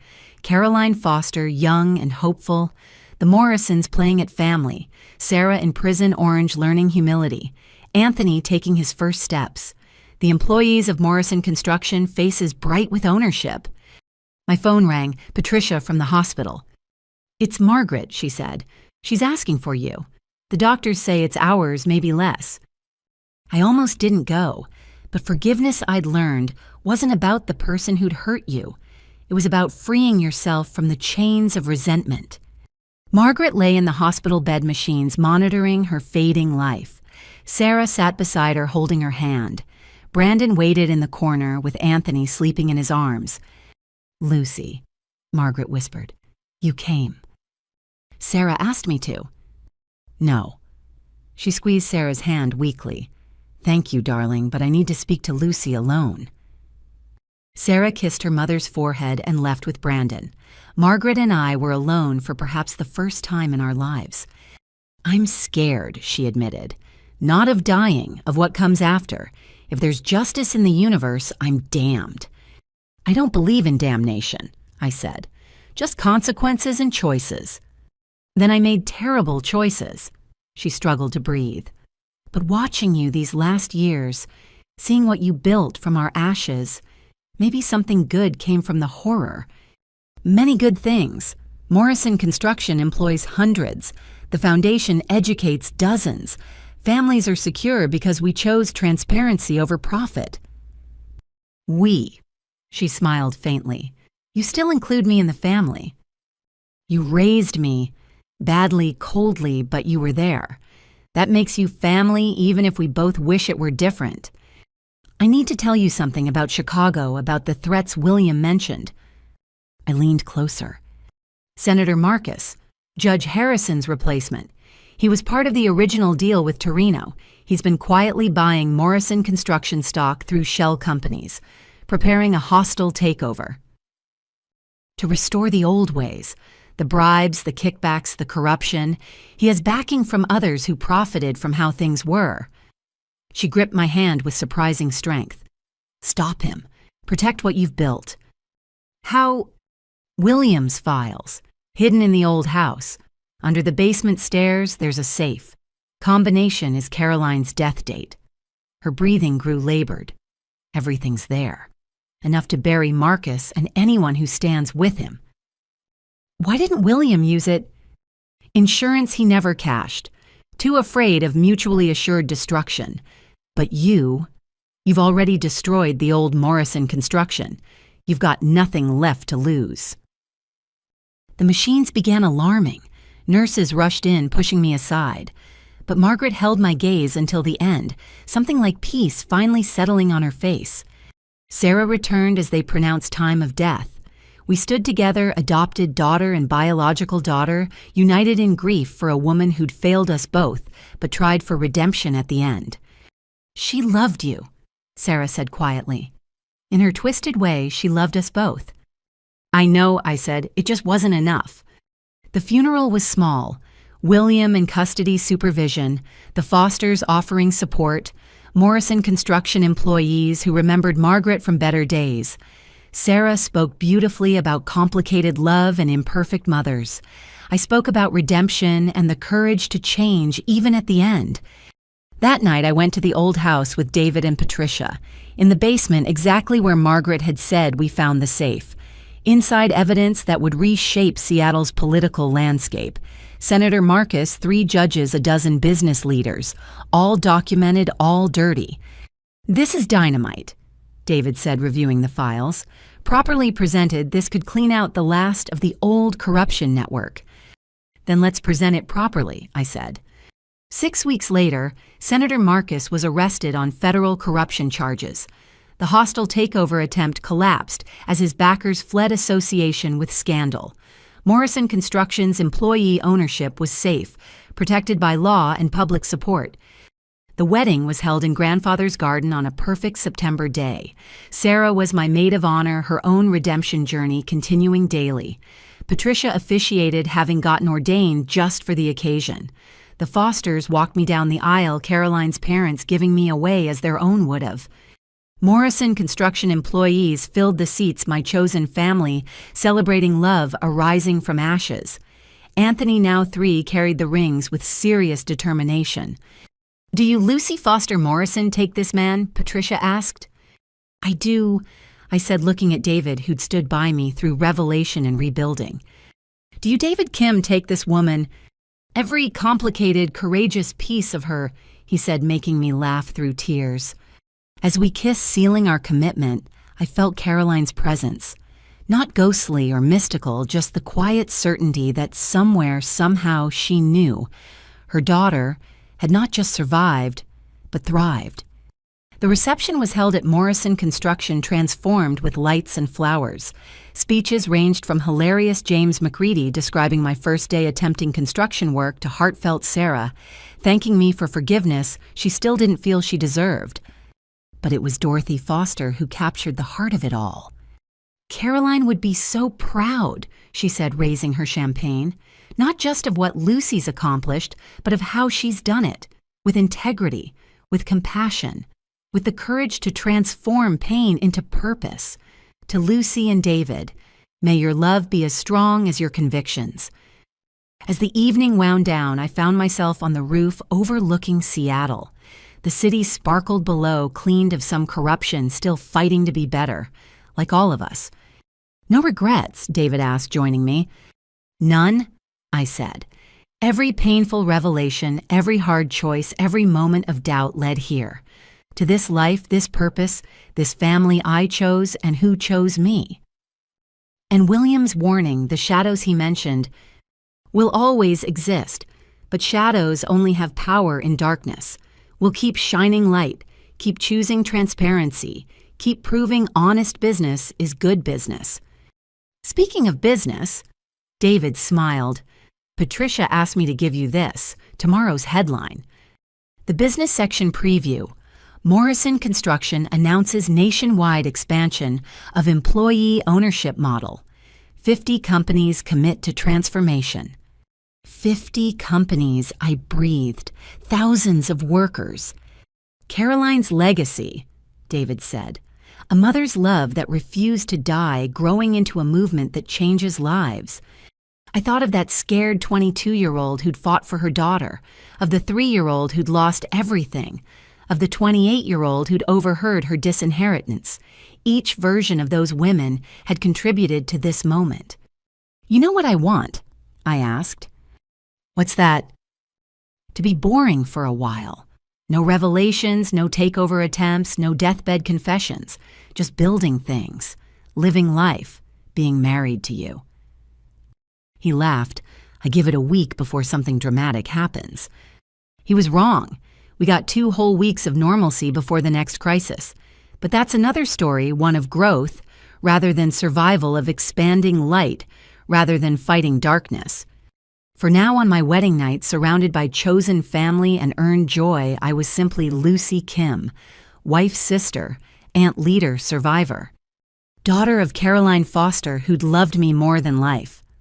Daughter of William and Margaret Morrison, who'd failed me into strength. Creator of my own story, finally fully free. And that, I told the room full of Harvard business students, is how Morrison Construction became the flagship of the employee ownership movement. Hands shot up with questions. They always did when I told the complete story, but my co-presenter fielded them with practiced ease. The transformation wasn't just about business structure, Sarah explained. It was about recognizing that every person in an organization has value beyond their job title. When you give people real ownership, not just of shares, but of decisions of purpose, of future, they give back tenfold. She'd become our most powerful advocate, her journey from federal prison to foundation president, resonating with audiences who'd written their own lives off. Mrs. Kim, one student asked, do you ever reconcile with the idea that your adoptive parents were criminals? I reconcile with the fact that good people can do terrible things, and terrible people can raise good children, I answered. My parents taught me through negative example exactly who I didn't want to be. In a way, their failures shaped my values as much as my grandfather's virtues. What about Margaret Morrison's warning? Another asked. The ongoing threats. There will always be those who profit from corruption, I said. Our job is to make honesty more profitable. Every company that adopts employee ownership, every business that chooses transparency, every worker who gains real equity, they're all bulwarks against the shadows. After the lecture, Sarah and I walked through Harvard's campus. Anthony, now 8, ran ahead, while my own daughter, Caroline Patricia Kim, toddled beside us. "Think Mom and Dad would recognize us?" Sarah asked suddenly. "I think they'd be shocked that the daughters they tried to destroy ended up saving each other," I said. "That their legacy became exactly opposite of what they intended." "Grandfather would recognize us," she said. "He saw this potential all along." We reached the memorial garden Harvard had created for Caroline Foster, funded by her foundation. A simple stone bench bore the inscription, "A mother's love echoes through generations." Dorothy Foster sat there with her great-grandchildren telling stories about the grandmother they'd never meet, but whose sacrifice shaped their world. "Ready to head home?" David asked, joining us with Brandon and Patricia. Our strange, beautiful family assembled once more. "Almost," I said. "Just one more minute." I touched the memorial plaque, thinking of the journey from that kitchen door to this moment. Morrison Construction now operated in 12 states. The employee ownership movement had spread internationally. The Caroline Foster Foundation had sent 300 kids to college. All because a young mother refused to give up her daughter. Because employees stood together against greed. Because sometimes the greatest revenge against those who'd hurt you is to build something beautiful from the wreckage they left behind. "Thank you," I whispered to Caroline's memory, "for loving me enough to fight, for giving me the chance to make it all mean something." A warm breeze stirred the garden, rustling papers in Dorothy's hands. Stories of Caroline kept alive through telling. Stories of transformation spreading through business schools. Stories of family redefined by choice rather than blood. "Now I'm ready," I said, gathering my daughter into my arms. "Let's go home." As we walked toward the parking lot, Anthony asked the question children always ask. "Aunt Lucy, will you tell us the story again about how you saved everyone?" "I didn't save everyone," I corrected gently. "We all saved each other. That's what family does. Real family." Sarah added, "The kind you choose." "The kind that chooses you back," Patricia finished. And as we loaded into our cars to return to Seattle, to Morrison Construction, to the lives we'd built on the foundations of truth and transparency, I knew Caroline's sacrifice had been honored in the best possible way. Not through revenge or riches, but through redemption. Through proving that love, real love, the kind that sacrifices and serves and stands firm, really can conquer all. Even death, even decades of lies, even the deepest betrayals. Love wins if you're brave enough to let it. And we were. Finally, fully, freely we were. What would you have done in Lucy's position? Would you have fought to save the company and protect the employees, even if it meant destroying your own family? Have you ever had to choose between loyalty to family and doing what's right? Please share your thoughts in the comments below. Your stories and perspectives matter to us. If this story moved you, please like this video and subscribe to our channel for more powerful narratives of transformation and triumph. Share it with someone who needs to hear that it's never too late to break free from toxic patterns and build something better. Remember, you are not defined by where you come from, but by the choices you make and the love you share. Stay strong, keep building, and never forget. Sometimes the family that chooses you is worth more than the one you're born into. Until next time, this is Lucy's Story, signing off with love and hope for your own journey.